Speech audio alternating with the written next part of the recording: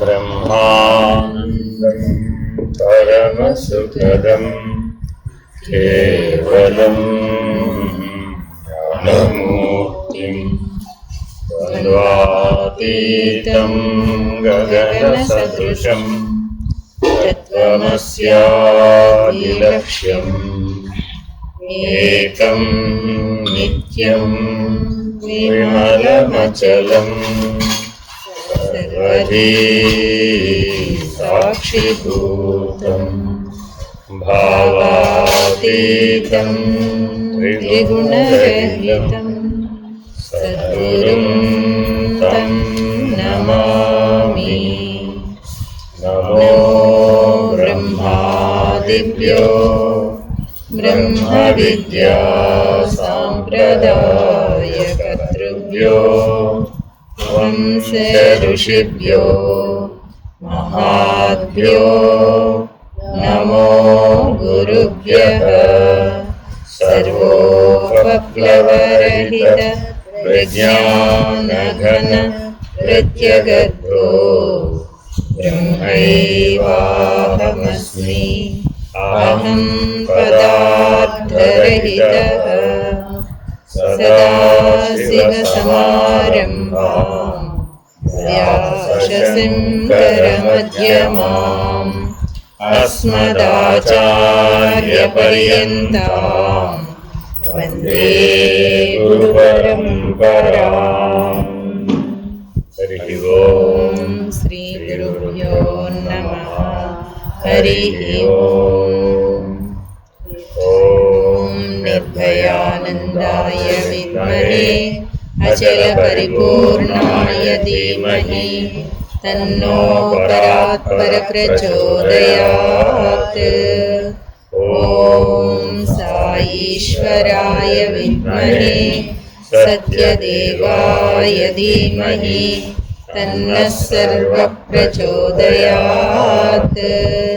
ఓం తత్పురుషాయ విద్మహే మహాదేవాయ ధీమహి తన్నో రుద్ర ప్రచోదయాత్.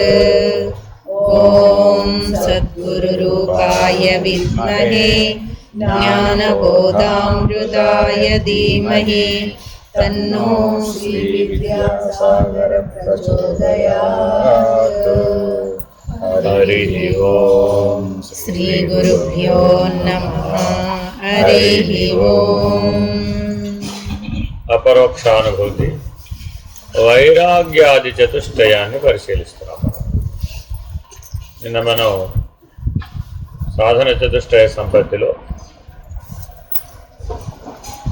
నిత్యానిత్య వస్తు వివేకం, ఇహముత్రార్థ ఫలభోగ విరాగం, సమాధి షట్క సంపత్తి, ముముక్షత్వం, ఈ 4 లీడర్ ఎవరు అంటే వైరాగ్యం ఈజ్ ద లీడర్. ఇప్పుడు అపరోక్షానుభూతి అనే స్థాయికి వచ్చినప్పుడు వైరాగ్యమే ప్రధానం. ఎన్నో కూడా చెప్పాను. ప్రకరణ గ్రంథాలు ఉంటాయి, అవి ఒక్కొక్క స్థాయి భేదంగా బోధించబడ్డాయి. ఆయా స్థాయి భేదాన్ని అందుకోవాలి అంటే ఆ ప్రధాన లక్షణం ఉంటేనే అందుకోగలుగుతాడు. ఉదాహరణ చెప్తాను. చిన్నపిల్లవాడు ఎన్ని సబ్జెక్ట్స్ చదువుకోవాలి? ఓ ఇంగ్లీషు, ఓ సోషల్, ఓ హిందీ, ఓ సైన్స్, ఓ లెక్కలు, ఒక 6 సబ్జెక్టులు చదువుకోవాలన్నట్లాగా. అంతేనా కాదు? ఎప్పటి వరకు చదువుతాడు? 10వ క్లాస్ వరకు అలాగే చదువుతాడు. ఇంటర్మీడియట్కి వచ్చేటప్పటికి ఇందులో కొన్ని ఎగిరిపోయినాయి, అవి అవసరం లేదన్నాం, ఇవే చదవాలన్నాం. ఎందుకని? వాటిలో సామాన్య జ్ఞానం వచ్చేసింది, వీటిలో ప్రత్యేక జ్ఞానాన్ని ప్రత్యేక జ్ఞానాన్ని సంపాదించాలంటే మరి దాని మీద దృష్టి పెట్టాలి కదా. అన్నిటి మీద సమానంగా పెడతానండి, అన్నీ నేర్చుకుంటానండి అంటే అప్పుడు jack of all arts master of none. మానవ జీవితంలో పెద్ద సమస్య ఇదేనమాట. అన్నీ తెలుసుకుంటానండి, అన్నీ చేస్తానండి, అన్నీ చదువుతానండి, అన్నింట్లో నేను తలదూరుస్తానండి అన్నాం అనుకోండి, ఏమైపోతున్నప్పుడు జీవిత లక్ష్యం అప్రధానం అయిపోతుంది. అప్పుడు తర్వాత ఎంత బాగా వచ్చినా వెనక్కి తీసుకోండి. అందుకని మనం అపరోక్షానుభూతి అనే స్థాయికి చేరుకున్న వాడికి వైరాగ్యమే ప్రధానం. వైరాగ్యం అంటే ఏమిటి? వదలడమే, అంతే. వదలడమే పని అంతే. అసలుగా అట్టే పెట్టుకోవడం అనేది లేదు. శేషం అనేది మిగుల్చుకోవడం అనే ప్రసక్తే లేదు. వాడికే ఇది కుదురు. అందుకని పూర్వ ప్రకరణ గ్రంథాలలో వివరించిన రీతిగా కంటే భిన్నంగా వైరాగ్య ప్రధానంగా సాధన చతుష్టయ సంపత్తిని ఇప్పుడు వివరిస్తున్నాం. నిన్నేమో వైరాగ్య చతుష్టయం అనే పేరు మీద ప్రారంభించారు. బ్రహ్మాదిస్థావరాంతేషు వైరాగ్యం విషయేష్వసు యథైవ కాకవిష్ఠాయాం వైరాగ్యం తద్ధి నిర్మలం. మొట్టమొదట వైరాగ్యాన్ని నిర్ణయిస్తున్నారు. మామూలుగా ఇహముత్రార్థ ఫలభోగ విరాగం అనే పేరు మీద చెప్పినటువంటి వైరాగ్యంలో ఐహికమైనటువంటి విషయాలు ఏవైనా ఉన్నట్లయితే వాటిని మూత్రపురీషాదుల వలె భావించి వాటి యందు విసర్జన భావాన్ని మనం కలిగి ఉండాలి అనే దృష్టితో మనం సాధారణంగా సామాన్య అర్థంతో చెప్తాం. కానీ ఇక్కడ సూటిగా చెప్తున్నాడు, నిర్ణయంగా చెప్తున్నాడు. ఆయన నువ్వు సాధన వలన కానీ, విజ్ఞానం వల్ల కానీ, వివేకం వల్ల కానీ, ఏ సిద్ధుల వల్ల కానీ నువ్వు ఏమైనా పొందవచ్చు కాక. ఎక్కడి నుంచి ఎక్కడ దాకా? బ్రహ్మాది స్థావరాంతేషు, ఆ చివర సత్యలోకం నుంచి ఈ చివర 14 లోకాల్లో ఉన్నటువంటి ఏ స్థావరం వరకైనా కావచ్చు. అది నీకు ప్రాప్తులు లభించింది ఏదైనా కావచ్చు. ప్రాప్య అప్రాప్య అని సృష్టిలో 2 ఉంటాయి. ప్రాప్య వస్తువులు, అప్రాప్య వస్తువులు. ప్రాప్య సిద్ధులు, అప్రాప్య సిద్ధులు. ప్రాప్య లోకములు, అప్రాప్య లోకములు.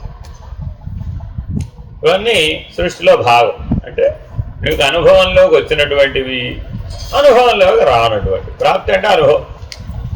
ఏమంటే నాకు సత్యలోకం అనుభవంలోకి వచ్చింది, సత్యలోకం దాకా నాకు వెళ్ళి వచ్చే అవకాశం వచ్చింది, పెరుగు. ఏం చేయాలి ఇప్పుడు? అపరోక్షానుభూతి కావాలంటే ఎలా వదిలేయాలి అంటే, ఇప్పుడు ప్రకరణ గ్రంథాల్లో ఉన్న గొప్ప శైలి ఏమిటయ్యా అంటే, ప్రతి చోట ఒక ఉపమానాన్ని చెప్తాడు. ఆత్మబోధలో కూడా మీకు చెప్పేది అన్నమాట, తత్వబోధలో కూడా చెప్తాడు. ఒక సూత్రం చెప్పాడంటే ఆ సూత్రానికి తగిన ఉపమానం చెప్తాడు. అంటే 2 గుర్తుండాలి మీకు. ఉపమానం మాత్రమే గుర్తుండే సూత్రం మర్చిపోయారు అనుకోండి, ప్రయోజనం. సూత్రం మాత్రమే గుర్తుంది కానీ ఉపమానాన్ని పట్టించుకోలేదు అనుకోండి, ఆచరణకి విరాదనమాట. చాలామందికి సూత్రాలు బాగా వస్తాయి కానీ ఆచరణ. కొంతమందికి ఆచరణలో ఉన్నటువంటి ఉపమానాన్ని పట్టించుకుంటాడు, దాని యొక్క ప్రిన్సిపల్ ఫిలాసఫీ మర్చిపోతాడు. అప్పుడేమైంది? అలాగూ నిర్ణయం అవ్వదు, ఎలాగూ నిర్ణయం అవ్వదు. ఎక్కడైనా సరే మీకు నిర్ణయాత్మకమైన స్థితి రాలేదంటే అర్థం ఏమిటి? అయితే కథకైనా ప్రాధాన్యం ఇస్తున్నారు, లేదా మోరల్కైనా ప్రాధాన్యం ఇస్తున్నారు. మోరల్ ఉంది, ఆచరణ చేయడం చేత కాకపోయినా ప్రయోజనం లేదు. అదే కథ మాత్రం మిగిలింది, సారాంశం పోయింది. అప్పుడేమిటి? అప్పుడు నిర్ణయం చేయడానికి. కాబట్టి సూత్రము గుర్తుండాలి, ఉపమానం కూడా గుర్తుండాలి. బలంగా గుర్తుండాలి. ఎంత బలంగా గుర్తుండాలట? బ్రహ్మలోకంలో సాక్షాత్తు చతుర్ముఖ ప్రజాపతి గారి సీటు మీకు ఇచ్చారు, మీ పుణ్య బలం చేయాలి. మాట అంటున్నాడు ఇక్కడ. మీకు ఎంత బలం ఉందయ్యా, ఎంత పుణ్యం లభించిందయ్యా అంటే, సాక్షాత్తు చతుర్ముఖ ప్రజాపతి గారి స్థానంలో కూర్చునేట అంత అవకాశం వచ్చిందట. అప్పుడు నీకు ఇది స్ఫురించాలట. చిన్న విషయం కాదండి ఇదేదో. సాక్షాత్తు సృష్టికర్త స్థానాన్ని మీకు ఇస్తామని అంటే ఈ సూత్రం గుర్తుకు రావాలట. ఏషు వైరాగ్యం విషయేష్వసు. ఆ సృష్టికర్త ఉద్యోగం కూడా విషయమే కదా. ఇది చిన్న ఉద్యోగం, పెద్ద ఉద్యోగం, ఇది చిన్న సంసారం, ఇది పెద్ద సంసారం. యథైవ కాకవిష్ఠాయాం వైరాగ్యం తద్ధి నిర్మలం. కాకి విసర్జించినటువంటి మలంని ఎవరైనా కానీ అట్టే పెట్టుకోవాలనుకుంటారా?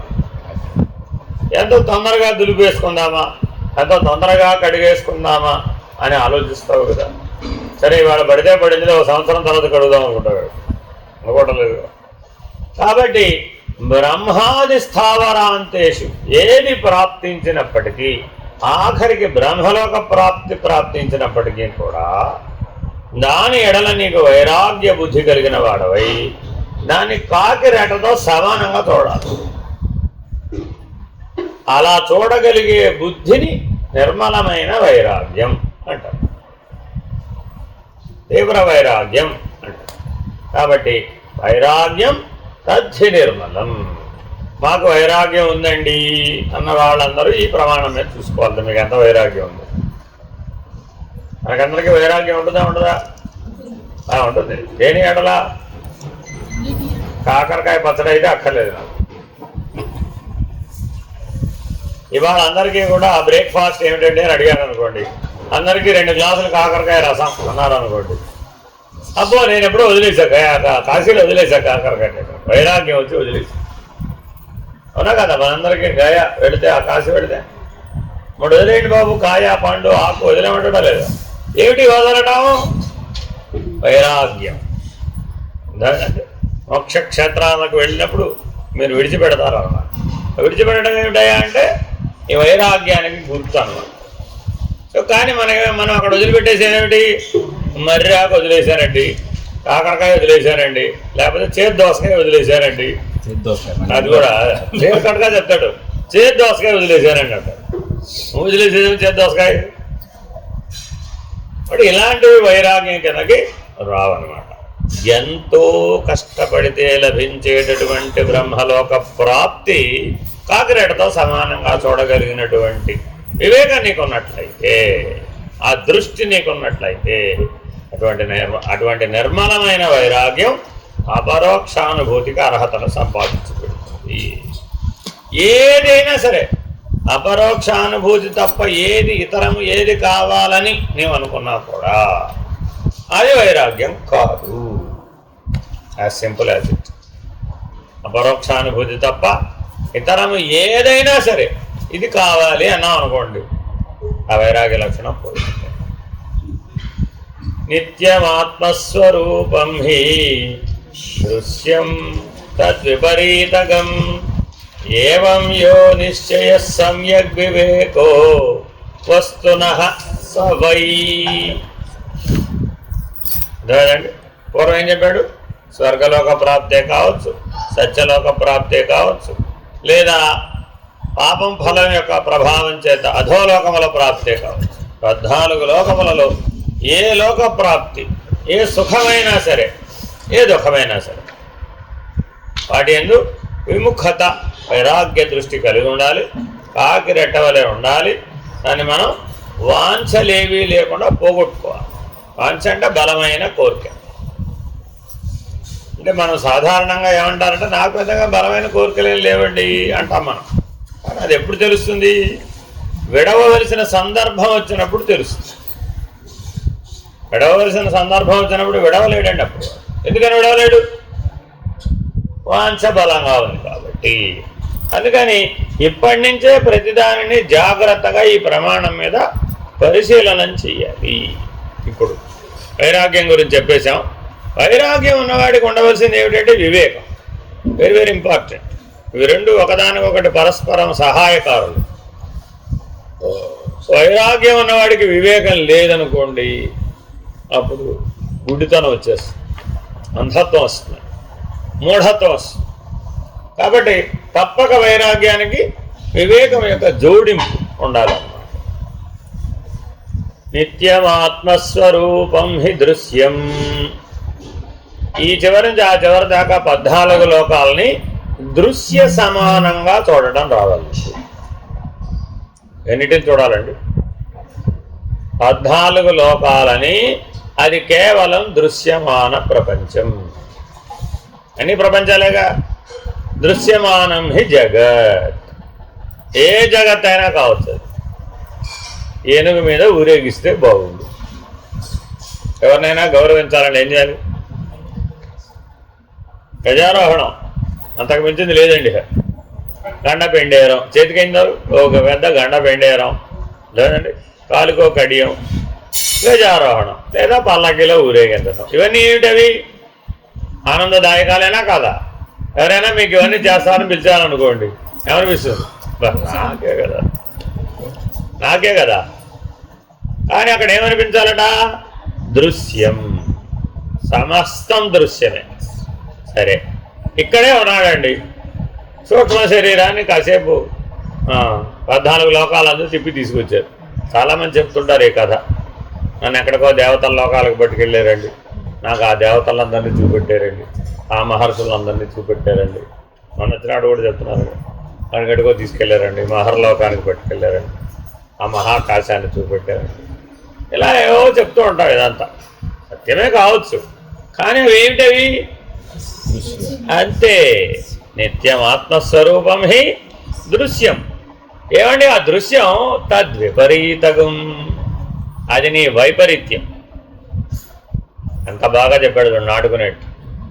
ఎవరైనా ఏదన్నా కనపడింది అన్నారనుకోండి, నేను అందుకేం చెప్తాను, సాక్షిగా ఉండండి అమ్మా, ఏం పర్వాలేదు. నిన్న కనపడలేదుగా, ఇవాళ కనపడిందిగా, రేపు కనపడదుగా. ఇవాళ కనపడుతోందన్నది రేపు కనపడకపోయింది అనుకోండి, అప్పుడేమైంది? అది అశాశ్వతం కదా, అనిత్యం కదా, అనాత్మ కదా, దృశ్యం కదా. మరి అది దర్శనం కాదురా బాబు. ఎప్పుడు దర్శనం అవుతుంది? శాశ్వతం. నిన్న ఉంది, ఇవాళ ఉంది, రేపు ఉంది. ఈ శరీరం వదిలేసినా ఉండదు, అది బ్రహ్మాండాన్ని వదిలేసినా ఉండదు, సృష్టి పోయినా ఉండదు అది. అందుకని ఆత్మసాక్షాత్కార జ్ఞానానికి ఎందుకు విలువ అంటే, ఈ దేశకాలాలతో దానికి పనిలే, ఎప్పుడూ ఉండదు అది. కల్పాంతం అయిపోయినా కూడా ఆత్మకేం అవ్వదు. అందుకని మానవుడు తప్పక ఇటువంటి పొందాలట, ద్రష్టగా జ్ఞానాన్ని పొందాలే కానీ దృశ్య జ్ఞానంతో సరిపెట్టుకోకూడదు. కానీ ఇప్పుడు మనం దేంతో సరిపెట్టుకుంటున్నాం? దృశ్య జ్ఞానంతో సరిపెట్టుకున్నాం. మిమ్మల్ని అందరూ అత్తవారింట్లో బాగా చూసుకున్నారండి, బాగుంటుందంటారా? బాగుంటుంది. అత్తవారింట్లో అందరూ చాలా గౌరవంగా చూశారు, చాలా ఆదరణతో చూశారు, చాలా విశేషంగా ప్రేమించారు, చాలా విశేషమైనటువంటి ఏమంటే వాత్సల్యాన్ని చూపించారు. ఇవన్నీ జరిగినాయి అనుకోండి, మన జీవితం ఎట్లా ఉందనిపిస్తుంది? అది ఆకాశంలో ఉంటుంది, లేక నేల మీద నడవదట, ఎగురుతూ ఉంటుందట. ఎందుకని? అంత అనువుగా ఉంది కదా. మరి అప్పుడు గుర్తుకు రావాలండి. వచ్చిన చిక్కిది మనకి ఎప్పుడు గుర్తొస్తాయా అంటే అధపతనమైనప్పుడే గుర్తొస్తాయి. ఇవన్నీ అంత అనువుగా ఉన్నప్పుడు గుర్తుకు రాదండి. మరి అప్పుడు దృశ్యం కాదు. అనువుగా ఉన్నప్పుడేమో దృశ్యం కాదు, అనుకూలంగా లేనప్పుడు మాత్రమే వేదాంతం మనకు వస్తుందా? అలాగా. అందుకని వాళ్ళు ఏం చెప్పారు? నాయన ఏకంగా సత్యలోకంలో ఉన్నాం, అంతకంటే ఏం చెప్తాను? అనుకూలంగా అన్ని అనుకూలతలకి ఆఖరి అవధి ఏమిటి? సత్యలోక ప్రాప్తి. ఆ బ్రహ్మలోక ప్రాప్తి లభించిందయ్యా, అది కూడా దృశ్యం. అబ్బో, కైలాసంలో పర్మిషన్ వచ్చిందండి, నీకు ఏకంగా వెళ్ళొచ్చు డైరెక్ట్గా.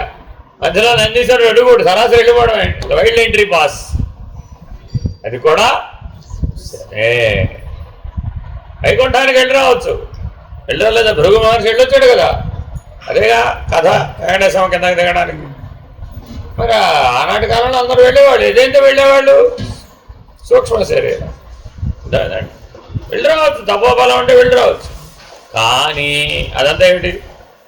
దృశ్యమానం హి జగత్. వాడిలో అహం లేకుండా అక్కడ పోయింది. మరి ఎందుకే మరి అప్పుడు అది ఆత్మ సాక్షాత్కార జ్ఞానం అవ్వలేదుగా. కాబట్టి ఈశ్వర సాక్షాత్కారంతో సరిపెట్టుకోమాక. Very very important. ఈశ్వర దర్శనం భక్తి మార్గంలో కలుగుతుంది, కానీ నేననే అహం పోదు, వచ్చింది చిక్కది. నాకు ఈశ్వర దర్శనం అయింది, స్టేట్మెంట్ క్లియర్గా ఉంటుందండి. అమ్మని ఎంత ప్రాధేయపడ్డానో, తల బాదుకున్నానండి బాబు. 3 సంవత్సరాలు అట్లా తల బాదుకుంటే అప్పుడు అమ్మ కనపడింది. అబ్బా, ఎలా కనపడిందండి? నేను రోజు పూజిస్తా కదా లలితా పరమేశ్వరి, అలాగే కనపడింది నాకు. Very good. చుట్టూ ఎవరైనా ఉన్నారో లేదు? అబ్బో, 64 కోటి యోగిని గణ సేవిత, 64 కోట్ల మంది యోగిని దేవతలు సేవిస్తున్నారు. ఇక్కడ ఏ మంత్రాల్లో ఏం చెప్పారో నాకు యథాతథంగా అలాగే దర్శనం కలిగింది. దర్శనమా దృశ్యమా? ఎప్పుడూ నిలబడితే నువ్వు వేరుగా ఎలా ఉంటావు? బిగ్ క్వశ్చన్ కదా. ఎప్పుడూ అదే నిలబడితే ఈ చూసేవాడు ఎక్కడ ఉన్నాడు అసలు? అక్కడ అంతేనా కదా? దైవం బ్రహ్మాండ వ్యాప్తం అండి. అందులో నువ్వు వేరే ఉంటావు అంటే అక్కడ అలా ఉంటావు. నువ్వు లేవని ఒప్పుకోవాలి అక్కడ. నేను ఉన్నానంటే చూస్తూనే ఉన్నా, నేను ఇదంతా చూస్తూనే ఉన్నా. అప్పుడేమైంది? నేను ఉన్నాను. అప్పుడు దర్శనం అంటే అవుతుంది, దృశ్యం అవుతుంది. కళ లాంటిదే. కళలోనూ ఉన్నావా లేదా? ఉన్నావు. రోజు కొత్త సినిమా వస్తుంది, రావట్లేదు అక్కడ. రోజు కొత్త సినిమానే. నువ్వు చూస్తున్నావా లేదా? ఆమోదిస్తున్నావా లేదా? ఆనందిస్తున్నావా లేదా? తిరస్కరిస్తున్నావా లేదా? ఎందుకు తిరస్కరించడం వల్ల కళలో రాక్షసులు వచ్చాడు, ఏం చేస్తావు? అంతే కదా, వెంటనే మెలకువచ్చి అదే తిరస్కారం అంటే. మరి ఏమైపోయింది దృశ్యం? అసలే దేవి సప్తశతి బాగా చదువుతారు కదా, చండాసుర భండాసుర ముండాసుర వాళ్ళందరూ చదువుతాం కదా. మరి ఇప్పుడు అమ్మవారు కనపడగానే వాళ్ళందరూ రావాలవుతా, ఫైట్ చేయాలవుతా, ఆ దేవి భాగవతం అంతా మనకు కనపడాలవుతా. అప్పుడు ఎంత ఏమైంది? చాలా జాగ్రత్తగా ఆలోచించాలి. ఇవన్నీ నీలో ఉన్నాయి. చాలా లోతుగా ఆలోచించి ఈ మాట అంటున్నాడండి. తద్విపరీతగం, వెరీ వెరీ ఇంపార్టెంట్. వైమనస్యం వల్ల, అందుకని తద్విపరీతగం. ఏవం యో నిశ్చయ సమ్యక్ వివేకో వస్తునః. ఆయన సమ్యక్ వివేకం ఉండాలిరా బాబు. సమ్యక్ వివేకం అంటే ఏంటి? ఆద్యంతములు తెలుసుకోవడాన్ని సమ్యక్ వివేకం అంటారు. సృష్టికి ఆది ఏమిటి, సృష్టికి అంతమేమిటి, ఈ సృష్టి ఆద్యంతములు, సృష్టి స్థితి లయములనే ధర్మాన్ని మొత్తాన్ని ఎరిగినటువంటి వాడమైనటువంటి వివేకాన్ని కలిగి అది సమ్యక్ వివేకం. జీవితం మొత్తాన్ని ఒక యూనిట్గా పరిగణించాలి, జనన మరణాల మొత్తాన్ని ఒక యూనిట్గా పరిగణించాలి. అప్పుడేమైంది? అది సమ్యక్ వివేకం. ఇప్పుడు నాకు జరిగితే జరగలేదంటారు ఏంటండి? నేనే సాక్ష్యం, నా అనుభవమే ప్రమాణం చెప్తుందిగా శాస్త్రం. అనుభవమే ప్రమాణం అని. మరి నాకు అనుభవం ఏంటని చెప్తే మీరు నమ్మరేంటి? నేనే ఉన్నానమ్మా, ఇప్పుడు నేను నిన్నేం అనలేదే. అలాగే అయిందనే భావించి అవలేదు నేను ఎందుకంటాను. కానీ రేపటికి ఉండాలి మరి. ఇవాళ ఏదైతే చెప్తున్నావో దీని యొక్క జ్ఞానం ఎప్పుడు ఉండాలి? సమ్యక్ వివేకంగా మారుతుంది. అది దర్శనం వృధా పోదండి. ఆ దర్శనం సమ్యక్ వివేకంగా పరిణామాన్ని కొని తెస్తుంది, పరిపక్వతను కొని తెస్తుంది. దృశ్యం వలన అలా రాదు. దృశ్యానికి దర్శనానికి భేదం ఏంటంటే దృశ్యం వలన పరిణామం రాదండి, తాత్కాలిక ఆనందం కలుగుతుంది అంతే. అదే దర్శనం కలిగింది అనుకోండి, శాశ్వత పరిణామం వచ్చేస్తుంది, పరిపక్వత వచ్చేస్తుంది. మెచ్యూరిటీ రాకపోవడం అనేది ఉండదు. ఇక ఆత్మానుభవ స్థితిలోకి పరిణామం వచ్చేస్తుంది. మళ్ళీ వెనక్కి జీవభావంలోకి రాడిగా ఎప్పుడూ సహజంగా ఆత్మనిష్టలోనే. ఏ ప్రయత్నం అక్కర్లేక, ఏ సాధనలో కూడా అక్కర్లేదు. అటువంటిది దర్శనం. అదే దృశ్యం అనుకోండి, అప్పుడేమైంది? ఆ పరిణామం రాదు, ఆ పరిపక్వత రాదు. అందుకని నేను మీకేం చెప్తున్నా, అయితే ఇప్పుడు ఏమైంది, నీకేమిటి వచ్చింది?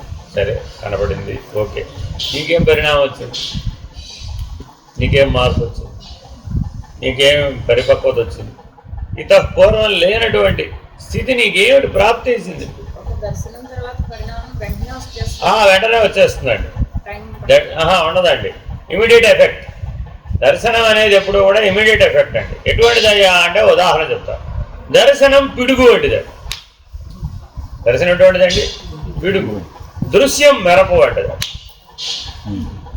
దృశ్యం ఎటువంటిదండి? మెరుపు. మెరుపు లేకుండా పిడుగు రాదు. కానీ ఆ మెరుపులన్నీ కలిసి ఒకేసారి పిడుగు అని నెత్తి మీద పడింది. ఏమవుతావు నువ్వు? నువ్వు లేకుండా పోతావు అంతే. మెరుపులు చూస్తున్నాడండి, బాగుందా బాగాలేదా? మెరపోలే. అందుకని అమ్మవారిని కూడా పోలికేం చెప్పారు? కటిల్లతా సమరతి షట్చక్రోపరి సంస్థిత. మెరపవలే పైకి కిందకి, పైకి కిందకి, పైకి కిందకి జరుగుతుంది. ఎవరికి? చూస్తున్నవాడికి. దృశ్యమా దర్శనమా? దృశ్యం అన్నామనుకో ఆ క్షణానికే అంతే. అదే దర్శనం అన్నామనుకో అప్పుడు దిగాల్సిన అవసరం ఏముంది? అప్పుడు దిగాల్సిన అవసరం లేదు. ఆ మెరుపు ఆధారంగా వెళ్ళి సహస్రాల్లో కూర్చుంటాడు వాడు దిగక్కర్. అప్పుడు అటువంటి శాశ్వత పరిణామం వస్తుంది దర్శనం అంటే. ఏవం యో నిశ్చయ అది నిశ్చయ అన్నాడు చూడండి. ఎదుకోగలవాడు నిర్ణయానికి శాస్త్రాల్లో లేకపోతే ఇంకోటో దీనికి ప్రమాణం ఎక్కడుంది అని దాని విపరీతానికి ప్రమాణం వెతకడం ఎందుకు? ఏతద్విపరీతకం వదిలేసేదాన్ని అక్కడే. కానీ చాలామంది వాళ్ళ అంతర్ముఖ ప్రయాణంలో దృశ్యం కనబడితే ఆ దృశ్యానికి ప్రమాణం వెతకడానికే జీవితం వేస్ట్ అయిపోయింది. నాకు ఇలా కనబడింది మీరు ఏమంటారంట అంటానికి ఏమవుతారు? ఏతద్విపరీతకం అదే అక్కడే. నేనంటలేదండి, శంకర భగవద్పాదులు. ఏదైనా సరే నీకు అంతర్ముఖంలో తాత్కాలికంగా కనబడింది అనుకోండి, అప్పుడేమిటి అది? అది విపరీతం కాదు. ఎప్పుడు? ఏవం యో నిశ్చయ సమ్యక్ వివేకో వస్తునః స వై. Very very important. అదేనండి, ఆ నిశ్చయాత్మక జ్ఞానం నీకు కలిగిందా కలగలేదా? కలగకపోతే అప్పుడు నీకు జగన్ మిథ్య అని నీకు బోధం. ఎత్తది విపరీతంగా అండి. అప్పుడు మిథ్యా వస్తువు సత్యం అనిపిస్తుంది. అది అందులో అందుకు విపరీతం అని అన్నాడంటే, ఏదైతే మిథ్యా వస్తువో, ఏదైతే అనిత్యమో, ఏదైతే అనాత్మయో, ఏదైతే అశాశ్వతమో, ఏదైతే అసత్తో దాని అందు సద్భావన కలుగుతుంది.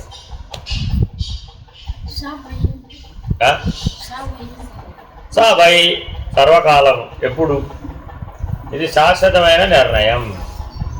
అద్వైత వేదాంతానికి మూల సూత్రమైన బ్రహ్మ సత్యం జగన్మిథ్య యో బ్రహ్మైవ నాపరః అనే దానిలో జగన్మిథ్యాత్వాన్ని, బ్రహ్మ యొక్క సత్యత్వాన్ని గుర్తించడమే వివేకం. ఇక్కడ వివేకం అంటే నేను పప్పు గుర్తించానండి, ఉప్పు గుర్తించానండి అంటే లాభంలా. ఈ గుర్తింపు చాలా. ఎక్కడ దాకా కావాలి మనకి? బ్రహ్మము మాత్రమే సత్యం, జగత్తు మిథ్యావస్తువు. ఈ నిర్ణయంలో ఏమాత్రం భేదం ఉండదు. మిథ్య అనగా ఏమి? లేనిది ఉన్నట్టు, ఉన్నది లేనట్టు. ఉన్న పరమాత్మ లేనట్టు, లేని ప్రపంచం ఉన్నట్లు. అర్థమైందండి? దేవలోకానికి వెళ్ళినట్లుగా మనకి ఒక దృశ్యం కనబడింది అనుకోండి. ఇప్పుడు అక్కడ ఎవరు కనపడాలి నీకు? ఏదో మీ అధిష్టాన దైవాన్ని గురించి బాగా ఆరాధన చేశారండి, జపం చేశారండి, ఏదో ధ్యానం చేశారండి, ఆరాధనలు చేశారండి. మీ కళలో మీ ఇష్టదేవత కనపడిందండి, తన లోకానికి ఆహ్వానం వచ్చిందండి, మీకు వెళ్ళారు. మీరు ఏం చూస్తారు అక్కడ? ఏదో ఆ దేవలోకంలో ఏ ఉండాలో ఉంటాయి, కానీ నీ కనపడగా ఉంటాయి అక్కడ. ఏమో నీ ఊహే ఉంటుంది, నీ కనపడ్డవి మాత్రమే ఉంటాయి అంతే. నీ విన్నవి, కన్నవి, చూసినవి, ఊహలో భావనలోకి వచ్చినటువంటివి ఇదేనా కదా? అదేంటండి మణిద్వీప వర్ణం ఉందనుకోండి. ఆ మణిద్వీప వర్ణంలో ఏదో రకరకాలుగా చదువుతారు. ఏంటది? శంఖాలు, సువర్ణ మణిమయ స్తంభాలు, ఏదో వర్ణన ఉంటుంది. అదంతా ఈ దృశ్యంలో ఏమైపోతుంది? ఇప్పుడు ఈ వర్ణనంతా వచ్చి అక్కడ కూర్చోండి. మరి అలాగే ఉందంట మణిపూర ద్వీపం. ఏమో మరి ఇంకోసారి వచ్చినప్పుడు కూడా మళ్ళీ అలాగే వస్తుంటావా? నువ్వు గ్యారెంటీ. ఇప్పుడు అది మిథ్యాత్వం కదా. మరి అంటే మిథ్యాత్వం అంటే అందుకని శంకర భగవత్పాదులు సూటిగా సూత్రం చెప్పారు, స్వకాలే సత్యవత్. ఆ కళ కన్నంత వరకు సత్యమే.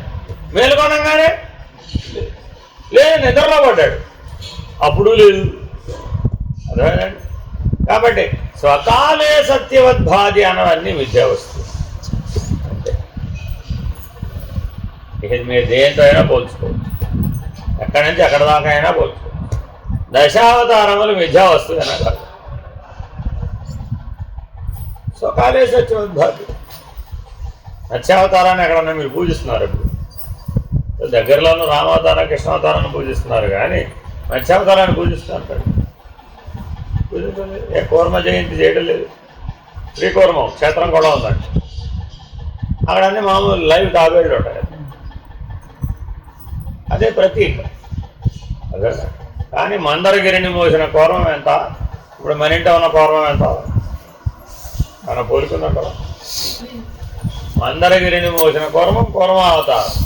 ఓ పర్వతాన్ని సముద్రంలో మునిగిపోతుంటే కింద మొయ్యాలంటే ఎంత పెద్ద కూర్మమై ఉండాలి. అది పర్వతాన్ని సముద్రంలో మునక్కుండా ఆపగలగాలి. మనం చిన్న రాయి మునక్కుండా ఆపంటున్నాం. మీరు మునిగిపోకుండా కాపాడుతున్నాం.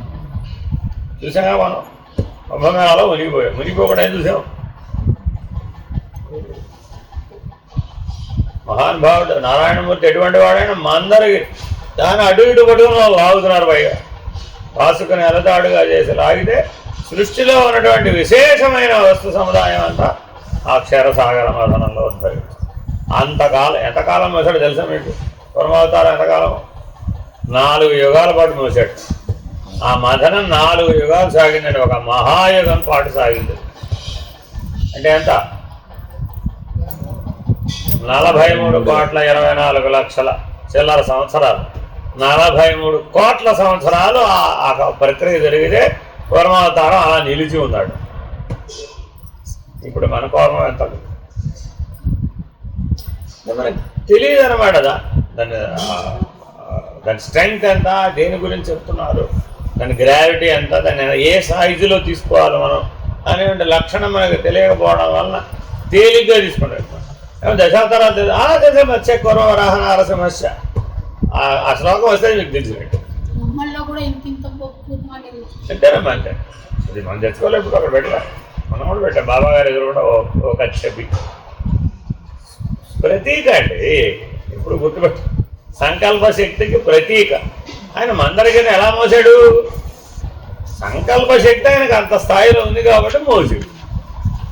నారాయణుడికి విశ్వాన్ని భరించగలిగేటంత సంకల్ప శక్తి కాబట్టి మందరగిరిని మోయటం పెద్ద విషయం ఏముంది ఆయనకి? తన సంకల్ప శక్తితో మోసాడు అని దాని అర్థం. అంతేగాని స్థూలంగా ఆలోచించకూడదు. అందుకని ఏవం యో నిశ్చయ సమ్యక్ వివేకో వస్తునః సవై. ఈ వస్తునః అంటే ఏమిటండి? చూసుకోండి. దృశ్యము అంటే ఇంద్రియాలకు విషయాలైన వస్తుజాతము. ఇంద్రియాలు, మనస్సు, బుద్ధి అన్నీ దృశ్యమే. నేను స్థానంలో నుంచి చూస్తే నీ శరీరము దృశ్యమే, శరీరానికి సంబంధించిన ఇంద్రియాలు దృశ్యమే, ఆ ఇంద్రియాలకు సంబంధించిన విషయాత్మక ప్రపంచం దృశ్యమే, మనస్సు దృశ్యమే, బుద్ధి అది కూడా దృశ్యమే. బుద్ధిని దృశ్యంగా చూడటం అర్థం ఏంటి? బుద్ధి సాక్షిణి, సాక్షి వర్జిత. మరి బుద్ధితో కలిసిపోవచ్చా? ఇప్పుడు దృశ్యంతో కలిసిపోవచ్చా? మనం ఎప్పుడు దేంతో కలిసిపోతున్నాం? అయితే వస్తుజాతంతో కలిసిపోతున్నాం, లేదా ఇంద్రియ సమూహాలతో కలిసిపోతున్నాం, లేదా విషయాత్మకమైన ప్రపంచంతో కలిసిపోతున్నాం, లేదా మనోబుద్ధులతో అయినా సరే కలిసిపోతున్నాం. అప్పుడు మరి అవన్నీ దృశ్యమని నీకు పోయింది, తెలివిపోయి. కాబట్టి ఎటువంటి తెలివిని సంపాదించాలంటే సమాజనిష్టలో ఇదంతా సమాజనిష్టే. దృశ్యం కంటే నేను వేరు అని సాక్షిగా ఉండటమే సమాజనిష్ట. అర్థమైందండి? ఆ సమాజనిష్టను సంపాదించాలి. మరి అక్కడ ఉండి నీ బుద్ధిని నువ్వు దృశ్యంగా చూడాలి. సమాధి ఏర్పడింది. అప్పుడు నిర్వాణం వచ్చేస్తుంది. నిర్వాణం వస్తే సాక్షాత్కారం. నిర్వాణ అనుభవం లేకుండా సాక్షాత్కారం. కాబట్టి చాలా చాలా జాగ్రత్తగా ఈ వివేకం అంటే అర్థం ఇది. సరే, నెక్స్ట్. ఇప్పుడు ఎన్ని అయిపోయినా? 2 అయిపోయినాయి సాధన చేసిన. ఒకటేమిటి? వైరాగ్యం అయిపోయింది. 2 వివేకం అయిపోయింది. 3 సమాధి శక్త సంపత్తిక చెప్తున్నారు. సదైవ వాసనావా త్యాగః శమోయమితి శబ్దితః నిగ్రహో బాహ్యవృత్తీనాం దమైత్యభిధీయతే. ఇది అందరికీ తెలుసు. శమం అనగా అంతరింద్రియ నిగ్రహం, దమం అనగా బాహ్యేంద్రియ నిగ్రహం. ఎక్కడ ఈ గీత? ఎక్కడ గీత గీస్తే దీనికి లోపల అంతరింద్రియాలు, ఈ గీతకు బయట బాహ్యేంద్రియం. ఈ గీతకు బయట దమము, గీతకు లోపల శమం. ఎక్కడ గీయాలి ఇప్పుడు ఆ గీత? చెప్తున్నారు. సదైవ మొదట కండిషన్. సదైవ సత్యం. మెలకువ కళ నిద్ర అనే మూడింటిలోను సదా అంటే అర్థం ఏంటి? మూడవస్థలలోనూ అంతరింద్రియాలు, గాఢ నిద్రావస్థలో అంతరింద్రియాలు ఇవి. మరి శమం అంటే ఏమిటి? అంతరింద్రియ నిగ్రహం అని కదా. మరి అంతరింద్రియాలు నిగ్రహిస్తే మరి నిద్ర ఉంటుందంటారా? లేదుగా. మరి కాబట్టి ఎవరికైతే అవస్థాత్రయం లేదో వాడికి శమం అన్నట్టు. మనసు లైవ్ అయిపోతుంది కదండి గాఢ నిద్రలో, అప్పుడు లేనట్లే కదా అంతరింద్రియం. సకాలే సత్యవద్భాతి. నిద్ర పోతున్నంతసేపు లేదు, లేవగానే వస్తుంది. అప్పుడు శమం ఎక్కడికి పోయింది? మరి లేనట్టేగా. అందుకే మొట్టమొదట కండిషన్ ఏమేశాడు? సదైవ, ఎప్పుడు. అంటే ఒకసారి నిగ్రహంలో ఉన్నానండి, ఒకసారి లేనండి, ఒకసారి నా అధీనంలో ఉందండి, ఒకసారి నేను చెప్పినట్టు వింటలేదండి, ఈ గొడవ లేదు అక్కడ. సదైవ శమ, సదైవ దమ. అప్పుడు మరి ఇంద్రియాలు ఉన్నట్టా లేనట్ట? ఇందాక ముందు వాక్యాల్లో చెప్పాడు, ఇంద్రియములు దృశ్యం. మరి దృశ్యాన్ని నిగ్రహించడం ఏమిటండి? దృశ్యాన్ని నిగ్రహించమంటున్నాడా? ద్రష్ట దృశ్యంలో చేరకుండా నిలపడం నిగ్రహం. ద్రష్ట దృశ్యంలో చేరిపోకుండా నిలబడగలగడమే నిగ్రహం అంటే. అది ఎప్పుడు చేయాలట? సదైవ, ఎప్పుడు చేయాలి. మరి అప్పుడు మెలకు ఉన్నట్టేనా? కాలం ఉన్నట్టేనా? నిద్ర ఉన్నట్టేనా? ఏది ఒకటి ఉంటే ఇంకోటి ఉంటుంది. నిద్ర ఉంటే మెలకు ఉంటుంది, మెలకు ఉంటే కాలం ఉంటుంది, కాలం ఉంటే నిద్ర ఉంటుంది. కాబట్టి ఎవరైతే ఈ శమధమాదులను గనక నిర్ణయంగా పొందిన వాళ్ళు ఉంటారో వాళ్ళకి గత జన్మ సంస్కారాలు పనిచేయాలవుద్దా? మరి గత జన్మ సంస్కారాలు పనిచేయాలి. వాసన లేక గత జన్మ సంస్కారాలు అంటే వాసనలు. అట్టి వాసనలు ఇతని మీద ప్రభావితం అవుతాయా? అవ్వా? ఎందుకని? అంతఃకరణమే లేదు అక్కడ, అంతరింద్రియాలే లేవు అక్కడ, బాహ్యేంద్రియాలు లేవు. అంతరింద్రియాలని దృశ్యం కింద కొట్టిపడేశాం, బాహ్యేంద్రియాలను కూడా దృశ్యం కింద కొట్టిపడేశాం. అసలు ఇంద్రియాలే లేకపోతే ఇంద్రియార్థమైన విషయాలు ఎక్కడి నుంచి రావాలి? ఇప్పుడు కళలో ఏనుగు మీద ఊరేగి ఒక రాజ్యానికి చక్రవర్తిగా పట్టాభిషేకం పొంది గజమాల వేయించుకుని అందరి చేత చప్పట్లు కొట్టించుకుని ఆనందాన్ని అనుభవిస్తున్నాడండి నిన్న రాత్రి కళలో. సత్యమేనా కాదా? స్వకాలే సత్యవద్భాతి, మిథ్యావస్తు. అంతేనా కాదా? లేచి నా రాజ్యం ఎక్కడ, నా సింహాసనం ఎక్కడ, నా గజమాల ఎక్కడ, నా ఏనుగు ఎక్కడ అని అడుగుతున్నాడు. ఎక్కడున్నాడు ఇప్పుడు? ఇంటో నలక మంచం మీద. కాలు ఎక్కడొచ్చింది? ఏకంగా రాజ్యానికి చక్రవర్తి. అడిగితే ఇప్పుడు ఇంటో వాడు ఏమన్నారు? ఎక్కడున్నావు బాబు? నేల మీదకి దిగి అంటావా లేదా? మేరకోలోకి రాలా. మరి అప్పుడు స్వకాలే సత్యవద్భాతి. కళకైతే వర్కౌట్ అయింది కదా, ఇప్పుడు ఇలాగ చెప్పండి చూద్దాం. ఇలా కూడా అంతే కదా. ఆ నిద్రలో ఈ ఇల కూడా లేదు కదా. ఈ ఇల ఎప్పుడుంది? నేను ఎంత పెద్ద ఉద్యోగినో తెలుసా, నా కింద ఎంతమంది పని చేస్తున్నారో తెలుసా, రోజు ఎంతమంది నాకు దండాలు పెడతారో తెలుసా, ఇదంతా ఇలా. అంతేనా కాదా? వెంటనే ఏం గుర్తుకు రావాలంట? సకాలే సత్యవద్భాతి. ఇదే భోజరాజు విషయంలో చెప్పేది. ఒక గవాక్షంలోనే చూశాడట, ఎంతమందో సైనికులు కాపలా కాస్తున్నారు. ఆహా, నన్నే కదా ఇంతమంది రక్షిస్తున్నారు అనుకున్నాడు. ఇంకో గవాక్షంలో చూశాడు. గవాక్షం అంటే విండో. రకరకాల సేవకులందరూ ఏర్పాటు చేస్తున్నారట. రాజుగారు లేస్తే మరి కాలకృత్యాలు తెచ్చుకోవడానికి ఏర్పాటు చేయాలి కదా. ఆహా, ఎంతమంది నన్ను సేవించుతున్నారో అనుకున్నాడు. ఇంకోవైపు చూశాడు. లోపల సుప్రభాతం పడడానికి అందరూ సిద్ధమైపోతున్నారట. మరి రాజుగారు అంటే సామాన్యం కాదు కదా.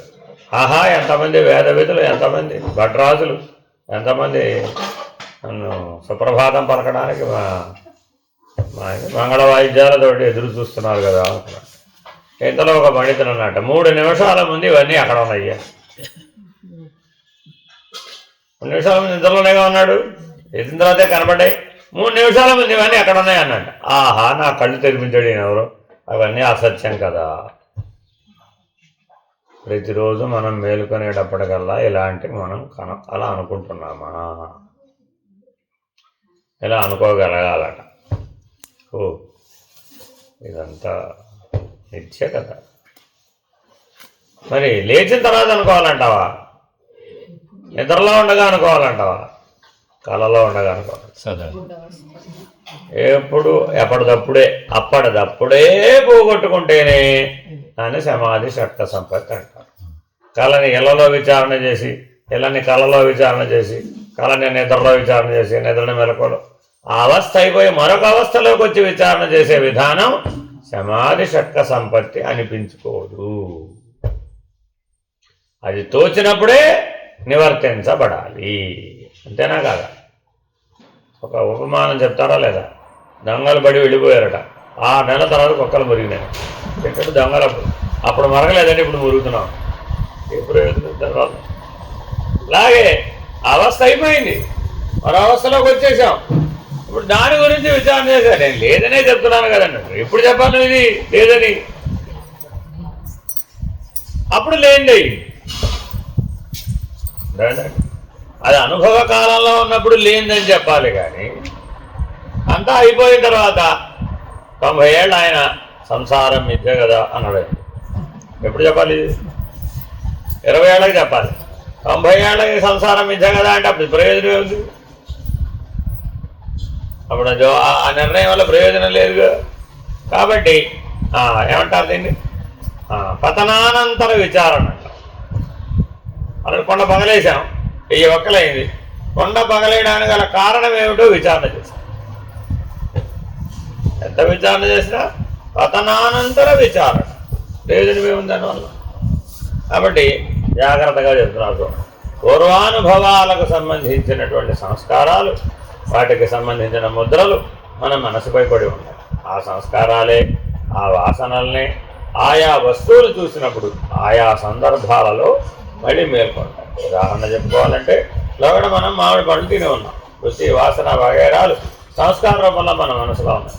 మరుసటి సంవత్సరం మళ్ళీ మనం మామిడి పండును చూసినప్పుడు ఆ సంస్కారం పూర్వవాసన కోరిక రూపంలో మేల్కొంటుంది. కాబట్టి ఆ వాసనారూపమైన సంస్కారం కూడా మన మనసులో లేకుండా పూర్తిగా వదిలివేయటాన్ని శమం అంటారు. సంస్కారాలు రద్దు చేసుకోవడం, దాన్నే శమం అంటారు. బాహ్యమైన ఇంద్రియాలను అదుపులో ఉంచుకోవడాన్ని దమం అంటారు. లోపల శమం లేకపోతే దమం వస్తుంది. లోపల ఉడిగిపోలేదండి, అప్పుడు బాహ్యంలో ఎప్పుడో ఒకప్పుడు ప్రత్యక్షం అయిపోతుంది. కాబట్టి దేన్ని బట్టి నిర్ణయించమంటారు జ్ఞానాన్ని పెద్దలంటే? నీ జీవితం ఎట్లా సాగుతుందమ్మా అని అడుగుతారు. అప్పుడు నీ నిత్య జీవితం గమనిస్తారా లేదా? ఆ కథ అంతా చెప్తావా లేదా? ఏమర్థమైపోయింది ఇప్పుడు? ఉన్నట్టా లేనట్లు అర్థమైపోలే? కాబట్టి చాలా జాగ్రత్తగా బాహ్యాన్ని తక్కువ చేసి చూడకూడదండి. ఈ బాహ్య వృత్తులను దేని బట్టి వస్తున్నాయి? ఆ లోపల శమం సరిగ్గా ఉందనుకోండి, దమం చాలా సులభం. ఆ శమాన్ని సాధించలేదు, ఈ దమాన్ని సాధించి శమాన్ని సాధించాలనుకుంటున్నాం. మన అటెంప్ట్లో తప్పేమిటి? ఇప్పుడు ముందు దమాన్ని సాధించి ఈ దమాన్ని ఆధారంగా శమాన్ని సంపాదించాలని ప్రయత్నిస్తాం. అది అట్లా ఎప్పటికైనా అవుతుందా? ఎందుకని? మా కుటుంబం అడ్డం నాకు, కాబట్టి ఒక 40 రోజులు వాడిని వదిలేసి వస్తే, ఓ దగ్గర సెపరేట్గా ఉంటే, ఓ సెక్లూడెడ్గా ఉంటే, ఓ ఏకాంతంలో ఉంటే, ఓ కంట్రోల్డ్ అట్మాస్ఫియర్లో ఉంటే అప్పుడు నేను సాధించగలను. అంటే దేన్ని సాధిస్తున్నాం? ముందు దమం, బాహేంద్రియాలకు తగినటువంటి విషయాకర్షణలకు సంబంధించిన వాటికి దూరంగా అవునా కదా? సరే, అప్పుడు వాటి మీదేం ప్రభావితం కలగలేదుగా. ఇప్పుడు ఇక్కడ టీవీ చూద్దాం అనుకున్నామండి, ఇది టీవీ అక్కడ నాట్ అవైలబుల్. అప్పుడు నీ మనసు ఏం చేస్తుంది? సర్లే, ఇప్పుడు కాకపోతే అక్టోబర్ 4వ తారీఖు ఇంటికి వెళ్తావు కదా, అప్పుడు చూద్దుగానిలే, రిజిస్ట్రీ రాసేస్తుంది. అది మళ్ళీ 4వ తారీఖు ఏం చేస్తుంది? టింగ్ పాప పోతుంది.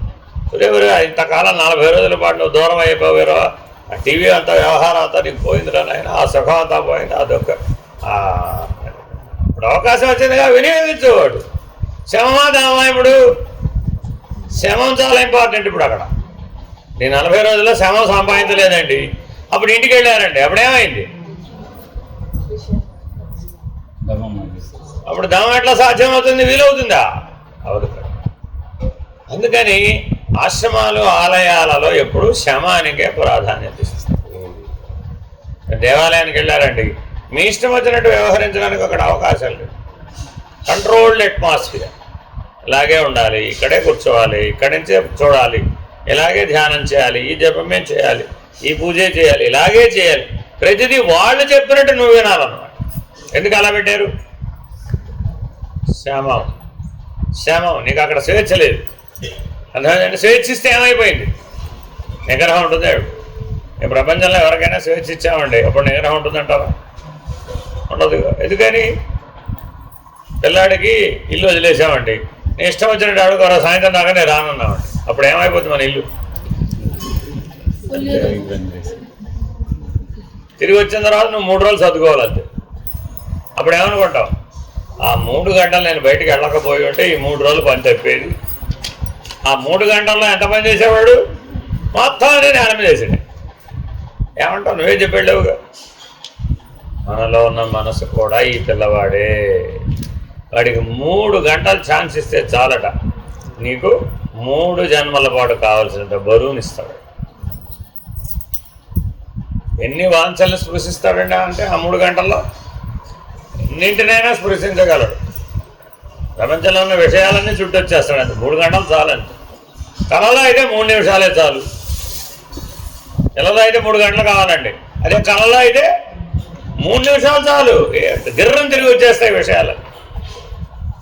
ఇప్పుడు శమము దమము ఎక్కడ చెప్పాలండి? మరి కళని కళలోనే పోగొట్టాలి, ఇలాని ఇలలోనే పోగొట్టాలి, సుషుప్తిని సుషుప్తిలోనే నిగ్రహించాలి. పూర్తిగా వాసనాక్షయం అవడమే శమము దమము. సమాధి నిష్టలో కూడా ఇది కావాలవుతుంది. అసలు సమాధి నిష్ట పెట్టుకున్నదే ఆ వాసనాక్షయం. శమము దమము యొక్క ప్రభావం వల్ల మీ సమాధి సఫలీకృతం అవుతుంది. అందువల్ల చాలా చాలా ఇంపార్టెంట్. శమదమాదులు కనుక వదిలేస్తే పునర్జన్మ ఖాయంగా వస్తుంది, తప్పించలేదు. ఎన్ని కథలు చెప్పినా శమదమాదులు లేకుండా జీవన్ముక్తి కానీ మోక్షం కానీ సాధ్యపడదు. ఈ సమాధి షట్కంలో ఇంకా 4 ఉన్నాయి. ఏమిటవి? ఉపరతి, తితిక్ష, శ్రద్ధ, సమాధానం. కానీ ప్రధానమైన లీడర్ ఎవరు? శమమే ప్రధానమైన లీడర్. గుర్తుపెట్టుకోవాలండి. ఆ 6 లీడర్ ఎవరంటే శమమే. ఆ శమము వైరాగ్యం మీద ఆధారపడు. ఆ విషయ వాంఛల ఎడల నీకు వైరాగ్యం లేదండి, ఆ ఇంద్రియ నిగ్రహం ఎడల నీకు ఆసక్తి లేదండి, అప్పుడేమైపోయింది? సాధించలేవుగా మరి. కాబట్టి శమమునకు వైరాగ్యం ఇంపార్టెంటా కదా? చాలా చాలా ఇంపార్టెంట్. అందుకనే వైరాగ్య చతుష్టయంలో భాగంగా చెప్పారు. విచారసాగరం ఒక పుస్తకం ఉంటుంది, దాంట్లో ఒక అధ్యాయం అంతా ఇదే చర్చిస్తాడు. నిత్యానిత్య వస్తు వివేకం మీద మిగిలిన 3 ఎలా ఆధారపడు, సమాధి షట్క సంపత్తి మీద మిగిలిన 3 ఎలా ఆధారపడు, వైరాగ్యం మీద మిగిలిన 3 ఎలా ఆధారపడు. అసలు ముముక్షత్వం లేకపోతే ఈ 3 నీకు ఎందుకయ్యా?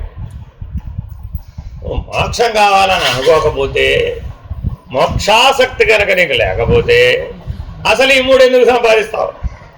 ఇంత నానా కష్టాలు ఎందుకు పడతావు? ఎవరికి మోక్షం అక్కర్లేదమ్మా, హాయిగా ప్రశాంతంగా ఇంట్లో కూర్చుని తిని పడుకుంటే అయిపోతుంది ఏసీలో, జనా కదా? మరి ఇంతటి దానికి బొర వదలకూడదని ఇదంతా ఏమిటి గోల? మీ కుటుంబ సభ్యులందరూ ఏమంటారు? ఏంటయ్యా బాబు ఈ గోల? ఎప్పటికి తెలిసిందో తెలియదు. ఎప్పటికి మిమ్మల్ని అడిగారండి, వెళ్ళొచ్చారు కదా 40 రోజులు మోక్షం వచ్చేసిందా? ఏం చెప్తారు? వచ్చినట్ట రానట్ట? On the way, in pipe, in queue. అర్థమైందండి? సో అందుకని మనం చూడండి ఎంత ఇది ఆన్సర్ చేయడం చాలా కష్టం అండి. శాస్త్రం కూడా అలాగే చెప్తుంది. ఎందుకు ఇట్లా అంటోంది? ఆ ప్రాధాన్యతను నువ్వు సరిగా గుర్తించాలి. ఎక్కడికక్కడ అది ప్రధానం అన్నట్లే చెప్తుంది. దీన్ని నహి నిందా న్యాయం అంటారండి. ఇలా చెప్పే విధానానికి ఒక పేరు ఉందండి. దీన్ని ఏమంటారు? నహి నిందా న్యాయం. అంటే ఎప్పటికప్పుడు ఏం చేస్తుంటాం, ఒకటి ప్రధానం అంటే మిగిలిన 3 నిందించినట్టుగా అయిపోతుంది. పెద్ద కోడలుగా ఎంత మంచిదో అన్నామండి. ఏమైనప్పుడు ఎవరు చెప్పారు? అక్కడ చెప్పారండి. అట్లాగా అలా చెప్పలేదు. అది దుర్బుద్ధి. అర్థమైందండి? కావాలని వాళ్ళలో భేద బుద్ధిని సృష్టించాలనుకున్నప్పుడు అలాగా పోస్తున్నాం. పెద్ద కోడలు చాలా మంచిదంటే చిన్న కోడలు చెడ్డదని ఎక్కడా చెప్పలేదుగా. అలా అనుకోకూడదు. నువ్వు చెప్పేటప్పుడు మా చిన్న కోడలు కంటే అన్నావు కొంపకొల్లు తెరా కదా. చెప్పేటప్పుడు మీరు ఇలా చెప్తున్నారు, గమనించే చెప్తున్నానండి. మా చిన్న కోడల కంటే మా పెద్ద కోడలకు పనిరాదు. మా కోడలు మంచివాళ్ళు అని చెప్పి ఉండొచ్చు కదా. ఇద్దరినీ కలిపి ఒకే సర్టిఫికేట్ ఎందుకు ఇస్తావు? భలే ఉన్నావే. మన ఉద్దేశం అక్కడ అది కాదు కదా. దాన్ని కంపేర్ చేయటం. వాళ్ళు ఏం చేశారు? నిన్ను కంపేర్ చేస్తారు. సరిపోలే అప్పుడు మనం ఒక ముట్టికాయ వేసే వాళ్ళు ఇద్దరు కలిసి 2 ముట్టికాయలు వేస్తారు. ఇది అందువల్ల ఈ శమధమాదులు చాలా చాలా ముఖ్యమైనటువంటివి. ఎవరు వచ్చారమ్మా? ఎవరో లోకల్ పీపుల్. విషయేభ్య పరా వృత్తి పరమోపరతిర్హిసాః సహనం సర్వదుఃఖానాం తితిక్షా సా శుభామతాః. సమాధి షట్కంలోని ఉపరతి తితిక్ష అనే వాటిని వివరిస్తారు. విషయ వాసనల ఎడల పరాంగుఖత్వం కలిగి ఉండటమే గొప్పదైనట్టి ఉపరతి. దుఃఖాలను బాధలను సమభావంతో సహించగలగడాన్ని తితిక్ష అంటారు. Very very important. ఉండాలా వద్దా? మరి చాలా ఇంపార్టెంట్. అని నీకు అనుకూలంగానే ఉండాలంటే ఉంటాయా? ఉండవు కదా. ఉండనప్పుడు ఏం చేయాలి? అనుకూలంగా మార్చుకోవాలి అని జీవుని యొక్క తాపత్రయం. జీవుడు ఎలా ప్రయత్నిస్తాడంటే తనకు అనుకూలంగా మార్చుకోవడానికి ప్రయత్నిస్తాడు. అంతేగాని లభించిన దానితో సంతృప్తి పడడు. మరి అది జీవభావం అవుతుంది కానీ ఆత్మభావం అవుతుంది. కాబట్టి ఆత్మభావంలో ఉన్నవాడు ఎలా ఉంటాడట? అనుకూలతలు వ్యతిరేకతలు ఏం లేవు. అక్కడ ఏముంటే అదే అక్కడికే సర్దుకుంటాడు. అంతేగాని అది లభించలేదు, ఇది లభించలేదు, నాకు ఇది అనుకూలంగా లేదు, అది అనుకూలంగా లేదని అన్నాడు. Very very important. అందుకని దాన్ని అన్నారు ఉపరతి తితిక్ష. ఏ స్థితిలో ఉంటే తన శమధమాదులకు భంగం కలగదు అలా ఉండడాన్నే ఉపరతి అంటారు. ఏ పరిస్థితుల్లో శమధమాదులు అనే లక్షణాన్ని విడవకూడదు. నేల మీద పడుకోవాల్సి రావచ్చు, లేకపోతే హంసతులికా తల్పం మీద పడుకోవాల్సి రావచ్చు. 10 డిగ్రీల సెంటిగ్రేడే ఉండొచ్చు, 100 డిగ్రీల సెంటిగ్రేడ్ ఏదన్నా జరగవచ్చు. అర్జెంటుగా మనం ఎడారి ప్రాంతంలోకి వెళ్ళి నాకు అర్జెంటుగా 10 డిగ్రీల సెంటిగ్రేడ్ కావాలంటే ఎక్కడ తెచ్చిస్తాం? ఎక్కడో మంచు ప్రాంతంలోకి వెళ్ళి నాకు 100 డిగ్రీల సెంటిగ్రేడ్ కావాలంటే అదిలా తెచ్చిస్తాం. ఇది తేలే, ఇది తేలే. కాబట్టి ప్రాప్తించినటువంటిది ఉన్నదానిని మనం శమధమాదులతో సర్దుకోవాలి. ఎక్కడికక్కడ వాడేది ఏమిటంటే శమధమాదులనే వాడతాడు. అంతరింద్రియ నిగ్రహాన్ని, బాహ్యేంద్రియ నిగ్రహాన్ని వాడతాడు. అందుకే మీ అందరికీ ఏదైనా చాయిస్ ఆఫ్ ఆప్షన్ ఎక్సర్సైజ్ చేయాల్సి వచ్చినప్పుడు ఏం చెప్తూ ఉంటాను నేను? Anything is fine.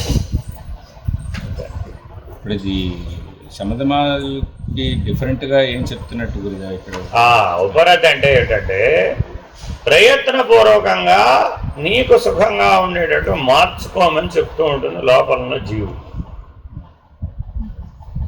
సహించమని చెప్పదు. ఎందుకు సహించడం? ఎందుకు?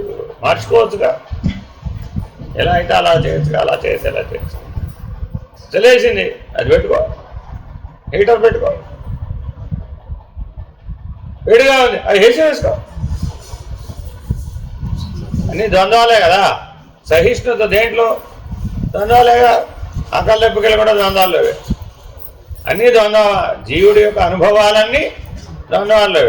ఆ ద్వంద్వాల యొక్క అనుభవం వచ్చినప్పుడు ఏం చేయాలట? ఏది ఎలా ప్రాప్తించిందో దాన్ని అలాగే స్వీకరించాలి. అంతేగాని అది కష్టమని వదిలేయడం కానీ, లేదా దానిని అనుకూలంగా మార్చుకునే ప్రయత్నం చేయడం కానీ చేయకూడదు. దానివల్ల చాలా కష్టం వస్తుందండి. తర్వాత వస్తే రాని దేనికి వచ్చింది? శరీరానికే కదా, నీకు కాదు. మరి అప్పుడు ఎలా ఉండాలి? సహిష్ణుత. ఈ ఉపరజిత దీక్షలు కలిపి ఏమని పేరండి? సహిష్ణుత. సహించాలి. నువ్వు అనుకుని వెళ్ళకపోయి ఉండొచ్చు, అక్కడ అది ప్రాప్తించవచ్చు. ప్రాప్తించిన దాన్ని భగవత్ ప్రసాదంగా స్వీకరించాలి. అంతేగాని నో, నాకు అనుకూలం కాదు కాబట్టి ఐ రిజెక్ట్ అనకూడదు. డాక్టర్ గారు ఆపరేషన్ చేయడానికి పూనుకున్నారండి. ఏదో వేలు మీద, కాలు మీద వేలు మొలిచింది. అంతకి నేను అర్థం 6వ 6th ఫింగర్ మొలిచిందండి. అని ఆపరేషన్ చేసేసి కదా, అది వేస్ట్ కదా. వెళ్ళండి డాక్టర్ దగ్గరికి. సరేలే రేపురా ఆపరేషన్ చేసి తీసిపడేస్తాను, అదేం వేస్ట్ ఫెలో, అది 6వ ఫింగర్ నీకు అడ్డమే తప్పలేదు అన్నాడు. తీరా ఆపరేషన్ టేబుల్ మీదకి ఎక్కగానే ఆయనకి పూర్వం ఎప్పుడో ఆపరేషన్ అంటే భయం చిన్నప్పుడు. ఆ ఇన్హిబిటివ్ ఐడియా ముందుకు వచ్చింది. బీపీ పెరిగి హార్ట్ అటాక్ వచ్చింది. ఈయన ఇంకా సొంతం వాడు కొయ్యలేదు. ముందు ప్రీ ఉంటుంది కదా, ఆ ప్రీ పొజిషన్ అయ్యి వీడిని ఎక్కించే లోపలే వాడి బీపీ పెరిగిపోయింది, హార్ట్ అటాక్. ఇప్పుడు ఆపరేషన్ ఏం చేయాలి? కాలు వేలు మీద, కాలు మీద వేలు మెలిచిన దానికి కాదు. ఇప్పుడు ముందు అర్జెంటుగా గుండెకి ఆపరేషన్ చేయాలి. ఇప్పుడు డాక్టర్ నేను రెడీగా లేనంట. అదే you have to act as per the reality. ఆయన కాదనైతే ఆయన చేయాలి. లేకపోతే అర్జెంటుగా వాడికి ఏదో మెడిసిన్ ఇచ్చి కాసేపు చేస్తానన్న ఆపరేషన్ వాయిదా వేసి ముందు ముఖ్యమైన దానికి వైద్యం చేయాలి. కానీ లేదంటే వాడు నా దగ్గర ఆ వేలు తీయించడానికి నేను దాన్నే వస్తానండి. గుర్రలేని వాడు వివేకం లేదంటాం. అంతేనా కదా? ఇలా చాలామంది అంటారండి, నేను ఈ పని ఎవడో చేస్తాను, నేను దానికోసం మళ్ళీ ఇంకోసారి వస్తానండి. గురిని ఏది ప్రధానం ముందు ఆ పని చేయాలి కదా. ఎందుకని? సహిష్ణుత. ఆ వివేకం లేకపోతే చాలా ప్రమాదం. అర్థమైంది? ఇప్పుడు మనం ఎక్కడికో వెళతామండి, ఏదో పని కోసం, ఓ సందర్భం కోసం, ఓ ప్రాంతానికి, ఓ దేశానికి ఎక్కడికో వెళ్తాం. అక్కడ నీకు అనుకూలమైనవి ఎలా ఉంటాయి? ఉండవు కదా. మరి అక్కడ ఉన్నదాన్ని నువ్వు యాక్సెప్ట్ చేసే దానికి సర్దుబాటు చేసుకోవడం రావాలి నీకు. No no no no no నాకు అనుకూలంగా నువ్వు చేయాల్సిందే అని అన్నావు అనుకో, అప్పుడు వాడు అలా చేయగలుగుతాడు, చేయలేవు. వాడి స్వాధీనంలో ఉండకపోవచ్చుగా. అవునా కదా? నువ్వు వెళ్ళిన చోట సపోజ్ స్నో ఫాల్ పడింది, ఏం చేస్తాడు వాడు? ఇప్పుడు ఆపేశాడు. ప్రకృతి వైపరీత్యాలు తాపత్రయాలే కదా. ఆ తాపత్రయాలని నువ్వు సర్దుకోవాలి. కానీ అక్కడికి వెళ్ళి దాన్ని మార్చుకుంటానంటే వీలవుదుగా. కాబట్టి ఎక్కడెక్కడైతే తాపత్రయాలు ఏర్పడతాయో అక్కడ ఈ ఉపరతి తితిక్షను ఉపయోగించాలి. అప్పుడే తాపత్రయ వినిర్ముక్త అయ్యేది. దీనికి ఆ సూత్రానికి మధ్య లింక్ ఉందండి. ఈ సాధన చతుష్టయ సంపత్తికి మనం ఏం చెప్తున్నాం? పంచకోశ వ్యతిరిక్త, శరీరత్రయ విలక్షణ, తాపత్రయ వినిర్ముక్త. శారీరక కష్టం చేయవలసి వచ్చిందండి. సరే వెళ్ళావు అక్కడికి, ఏదో హాయిగా ఉండొద్దామని వెళ్ళావు. కార్యకారణాంతరాల వలన శారీరక కష్టం చేయవలసి వచ్చింది. ఏం చేస్తావు? నేనంత కష్టపడడానికి వచ్చానంటే ఇక్కడ హాయిగా రెస్ట్ తీసుకోవడానికి వచ్చాను అన్నా. ఎలా? ఏమో ఎక్కడ రెస్ట్ తీసుకుంటావు నాకేం తెలుసు. అక్కడికక్కడ కూడా పని చేయాల్సి వస్తే అన్నీ మన ఊహలే కదండి. అంతకుమించి ఏముంది అక్కడ? ఏదో గెస్ట్ హౌస్కి వెళ్ళాను లెవెల్లో ఫీలింగ్ వచ్చిందండి నీకు. కానీ అక్కడికి వెళ్ళాక పని వచ్చిందండి. ఏం చేస్తావు? చేయాల్సిందే అంతే. కానీ నో అంట, బిగ్ నో చెప్పాలి కదా అని అంటాడు. బిగ్ నో ఎలా చెప్తావు? కుదరదు. చెప్తే ఏమవుతుంది? తాపత్రయ వినిర్ముక్త పోయింది.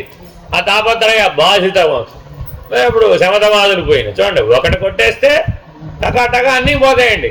శమధమాదులు పోతే ఉపరతి దీక్ష పోయింది. అది పోతే శ్రద్ధా సమాధానం పోయింది. అది పోతే వివేకం పోయింది. వివేకం పోతే వైరాగ్యం పోయింది.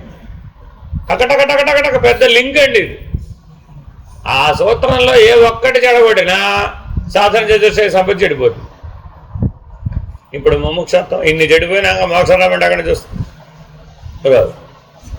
ఒక్క నాకు అనుకూలంగా ఉండాలి అన్న ఒక్క సూత్రం. ఇంత పెద్ద ప్రమాదం ఎలా కొని తెచ్చుకున్నాడు?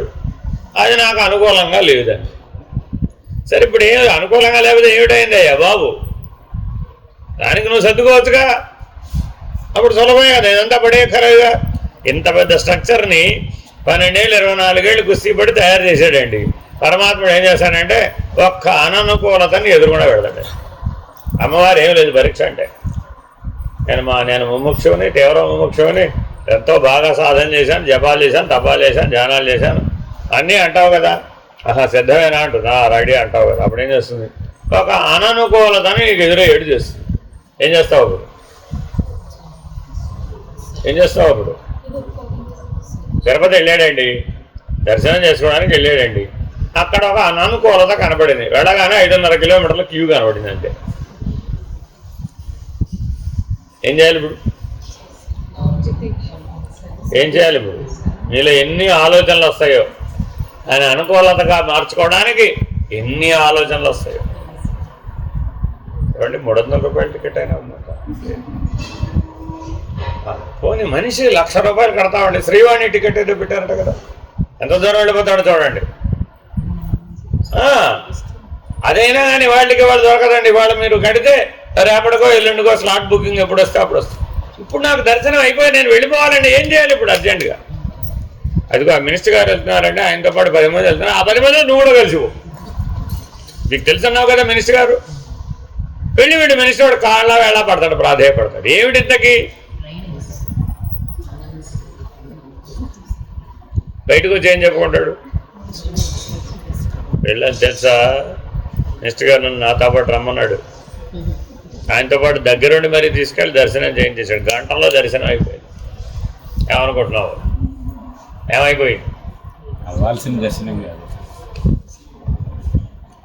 మేడే కూలిపోయింది. ఇంకా దర్శనమే ఉండదు. సాధన చతుష్టయ సంపదనే మేడే కూలిపోయింది. ఇంకా దర్శనం ఎక్కడ? అక్కడ ఆహారం ఉంది తప్ప దర్శనం ఎక్కడ ఉంది?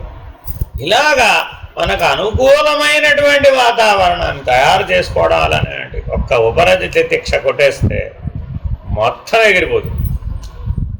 ఒక గర్భిణీ స్త్రీ ఉందండి, ఆవిడకి ఏం మార్పులు రావా.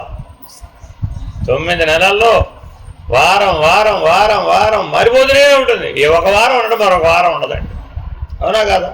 గమనిస్తే చూడండి. మరి ఆ మార్పులన్నీ ఆవిడ తట్టుకోవాలా? నో అనాలా? బిగ్ నో చెప్పాలా? నీ చేతిలో ఏముంది అసలు? అక్కడ బిగ్ నో చెప్పడం నీకేం ఛాయిసే లేదు. అక్కడ యాక్సెప్ట్ ఇట్, దట్స్ ఆల్. అసలు వేరే ఛాయిసే లేదు అక్కడ నీకు. పైగా వచ్చిన వాళ్ళందరికీ ఆవిడ ఆ మార్పులన్నీ చెప్తూ ఉంటుందండి. చూడండి, మీరు కావాల్సి వస్తే, ఏమ్మా ఎలా ఉన్నావని ఎవరన్నా సానుభూతిగా దయార్ద్ర హృదయంతో ఆదరణతో పలకరించాడండి. ఇంకా అయిపోయినట్టు పడిపోయింది. ఎక్కడి నుంచి మొదలు పెడుతుంది? ఫస్ట్ వీక్ చేంజ్ దగ్గర మొదలు టింగ్ 52 వారాలు చెప్పాలి మీరు, 1 2 ఏమైపోతుంది?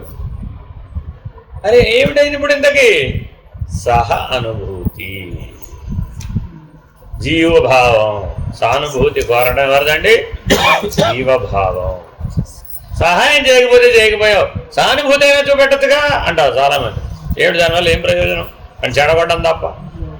అండ్ పైన వాడు ఏదో నానా కష్టాలు పడి దాన్ని అధిగమించి ఓ దశకు వచ్చాడండి. వీడు సానుభూతి చూపెట్టి సాంతం వాడు నేల మీద నుంచి ఏడ్చేడు చేస్తాడు.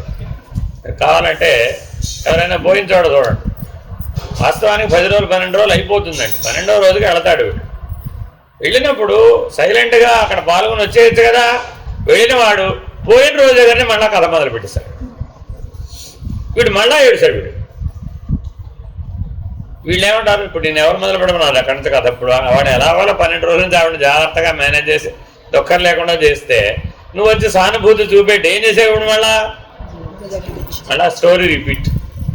ఇప్పుడు ఈవిడ సముదాయించాలంటే వాడు వెళ్ళిపోతారు. చూడండి, ఈ మాట్లాడిన పెద్ద మనిషి టాటా బై బై చెప్పి వెళ్ళిపోతారు. ఈ ఉన్నవాడి కోసం తలపడంతో వాడిని వాదార్చలే. మళ్ళీ వాడు కోలుకోవడానికి 3 నెలలు పడద్దండి. ఈ సానుభూతి చూపేటప్పుడు అలా దుఃఖం వచ్చినప్పుడు వాడు కోలుకోవడానికి 3 నెలలు పడతాడు. ఇలా వాడు సిక్కైపోతాడండి.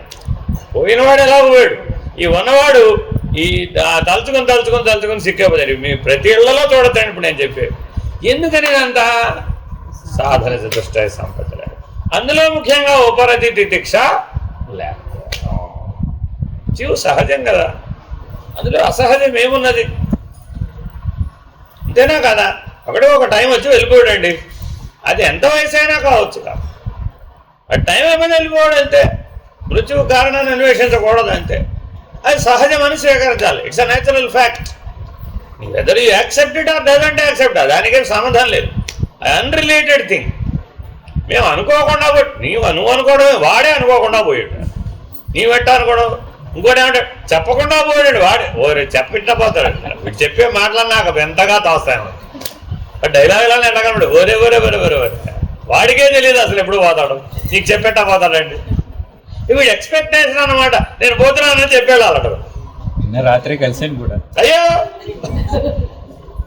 చూడండి, ఇలాగే మాట్లాడతారండి. ఎంత జ్ఞానము! మానవుడు సాధన చతుష్టయ సంపత్తి లేనప్పుడు ఎలా ఉన్నాడు? ఇలాగా. అందులో ఉపరతి తితిక్ష అసలు లేవు, 0 మార్కులు వస్తాయండి. సమాధులు శమధమాదులు ఉన్నవాళ్ళు అన్న వాళ్ళందరికీ బాగా గుర్తుపెట్టుకోండి, నేను ఎన్నిసార్లు చెప్తూ ఉంటా. బ్రహ్మజ్ఞానంలో నువ్వు బ్రహ్మనిష్టను పొందాలి అంటే నీకు ప్రత్యర్థి అమ్మవారు. మామూలు మనుషులు కాదండి. నువ్వు ఎవరితో పెట్టుకున్నావయ్యా అంటే బ్రహ్మజ్ఞానం కావాలంటే సాక్షాత్ అమలగానే అమ్మతో పోటీ పడుతున్నావు. అమ్మా నీ ఇష్టం, ఏ పరీక్షనే పెట్టి నేను నెగ్గుకొస్తాను అనేటటువంటి వివేకం నా దగ్గర ఉంది, జ్ఞానం నా దగ్గర ఉంది, ఆ జ్ఞాన బలంతో చెప్తున్నాను అంటాడు. దాన్ని బట్టి ఆలోచించుకోండి, ఏ రేంజ్ పరీక్షలు వస్తాయి. ఎక్కడైనా సరే నువ్వు ఎలా ఉండాలి? ఈ సాధన చతుష్టయ సంపత్తి ఆధారం, వేరే ఇంకే ఆధారం లేదండి. నువ్వు మొయ్యలేనంత కష్టం వస్తుంది. మరి కావాలని నీకు అర్థమైపోతుంది. శివజ్ఞాన ప్రదాయం ఎవరు? మరి కలుగుతారుగా. మనం గదిలించడం ఎందుకు? అమ్మ చూసుకుంటుంది కదా. ఏం చూసుకుంటుంది? ఇంకా నీకు సాయం చేస్తుంది. అలాగా నీకు అలా నువ్వు అలా ఫీల్ అవుతున్నావా? ఇదంతా ఎక్కడ దాకా అని అంటారండి. ఇది కూడా కరెక్టే. ఇది ఎక్కడ దాకా? అనాహతం వరకు. ఇది కూడా కరెక్టే. నువ్వు అనాహతం దాటకపోతే నీ మీద అమ్మవారు దృష్టి పెట్టదా. సర్లే ఏదోలే పిల్లాడులే, వస్తే వస్తాడులే, ఎక్కడ దాకా వస్తాడు, మహా వస్తే అనాహతం దాకా వస్తాడులే అని ప్రశాంతంగా చూస్తూ ఉంటుంది. అప్పటిదాకా సహాయం చేస్తుంది. అనాహతం నుంచి కనుక నువ్వు ఎదగాలి అనుకుంటే అమ్మవారు ఇది కూడా సహాయమేనండి, పరీక్షించడం కాదు. అది నీలో బలాన్ని పెంచడం. సహిష్ణుత వలన నీలో బలం పెరుగుతుందండి. లేకపోతే మృత్యువుని ఎదిరించగలిగే శక్తి ఉండదు. మృత్యువుని ఎదిరించగలిగే శక్తి ఎక్కడి నుంచి సంపాదించాలి? మనకు ఆవిడ సహాయంతో. ఎందుకని? మృత్యు దేవత అంటున్నావు కాబట్టి సకల దేవతలకు అధిష్టానం ఆవిడేగా. మరి ఆ పరీక్షను ఆ సందర్భంలో వచ్చినప్పుడు ఆ సహిష్ణుత నీకు ఉందా లేదా ఎలా చెక్ చేయాలి? ఆ గేట్ దాకా తీసుకుపోతుంది. ఏం చేస్తావు అప్పుడు చూస్తుంది. ఎలా ఓడిస్తావు, ఎలా ఎదిరిస్తావు? స్వానుభవంతో స్వయంభూ జ్ఞానం చేత, స్వయంభూ వివేకం చేత, ఆత్మభావం చేత గెలుస్తావా? ఆత్మానాత్మ వివేకం చేత నిలబడతావా? లేకపోతే అయ్యో బియ్యో మర్రు అని మళ్ళీ ఆవిడ సహాయం అడుగుతావా? ఏం చేస్తావు? ఆత్మజ్ఞానం చేత వెళ్ళొచ్చు, లేకపోతే చేత కాకపోతే అమ్మ నన్ను దాటించు అని అడుగుతావు. ఓకే, వెరీ గుడ్, దాటిస్తాను. ఎక్కడ పంపిస్తాను నేను? మళ్ళా పంపించదు, బ్యాక్ టు పెవిలియన్, అనాహతానికి వచ్చేస్తాం. అత్తవారింటో అమ్మాయి నెగ్గుకు రాలేదమ్మా, అమ్మ సహాయం చేయమ్మా అన్నది. ఏం చేస్తావు నువ్వు? ఏం చేస్తావు? సరే అమ్మా సూట్ కేసు అడుకొచ్చేసి అంటావు. అక్కడే ఉండే నెగ్గించు. అంతేనా కాదా? అంతేనా కాదా? నా వల్ల కావట్లేదండి, ఏం చేస్తావు? ఓహో, అంతేగాని కష్టాన్ని తొలగించావు. అయితే కష్టాన్ని మనం తొలగించితే పరిణామం ఎట్లా వస్తుంది మరి? కష్టాన్ని భగవన్నామం చేసుకుంటూ ఉంటే కష్టం. ఏదో భగవన్నామం చేస్తుందో ఏ నామం చేస్తుందో, కష్టాన్ని అయితే సహించాలో అక్కర్లేదా? సహించమనే చెప్తున్నావు కానీ నీకు వీలు కాకపోతే అక్కడే ఉండి ఎదిరించమంటావు. సరే ఒకవేళ వీలు కాలేదండి, పుట్టింటికి మాత్రం రామాల తల్లి అక్కడే ఉండి ఎదిరించు అని కూడా చెప్తావు. ఒప్పుకుంటే భరించు, లేదంటే ఎదిరించు, పోరాడు. అంతేగాని వెన్నిచ్చి పారిపోయి రామాక. వెలిచి పారిపోయి వచ్చేసాడు. నువ్వేం చేస్తావు ఇప్పుడు? ఆప్షన్లు పెరిగినాయి తగ్గిపోయినాయి? పెరిగిపోయినాయి తగ్గిపోయినాయా? ఏది సమస్యలు పెరిగిపోయినాయి. చూడండి, వెళ్ళి నువ్వు మళ్ళీ వాళ్ళని కన్విన్స్ చేయాలంటే వాళ్ళు ఎన్ని అంశాలను ఎదుర్కొంటే పెడతారు అప్పుడు. మరి అప్పుడు దానికి నువ్వేం చెప్తావు సమాధానం? అసలు అట్లా రానే వద్దు. నేను మాత్రం ఏం చెప్తున్నాను అదేగా. అందుకని మృత్యుభీతి వచ్చేటట్లుగా చేస్తుంది, మృత్యువు సాక్షాత్తుని ఎదుర్కొన్న అనుభవం వచ్చేటట్లుగా చేస్తుంది. ఇప్పుడు ఏమైపోయింది? వదిలిస్తావా? ఉంటావా? వెనకెళ్ళిపోతావా? Make a decision. అది డెసిషన్ మేకింగ్ టైం అండి. నేను వచ్చింది చూడండి, ఆవిడ బాబావారు పట్టుకెళ్ళిపోయారు, అంటే శరీరం పోయి పారిపోయింది. మరి అప్పుడు ఏం చేయాలి? అన్కాన్షియసేగా.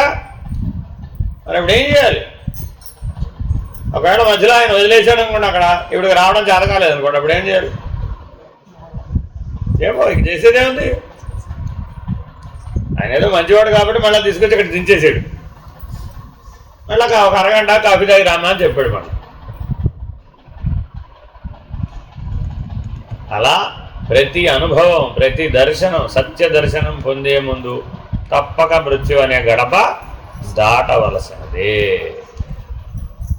ఆ దాటడానికి ఎంతమందో సహాయం చేస్తారు. సహాయాలు అనేక రకాలు.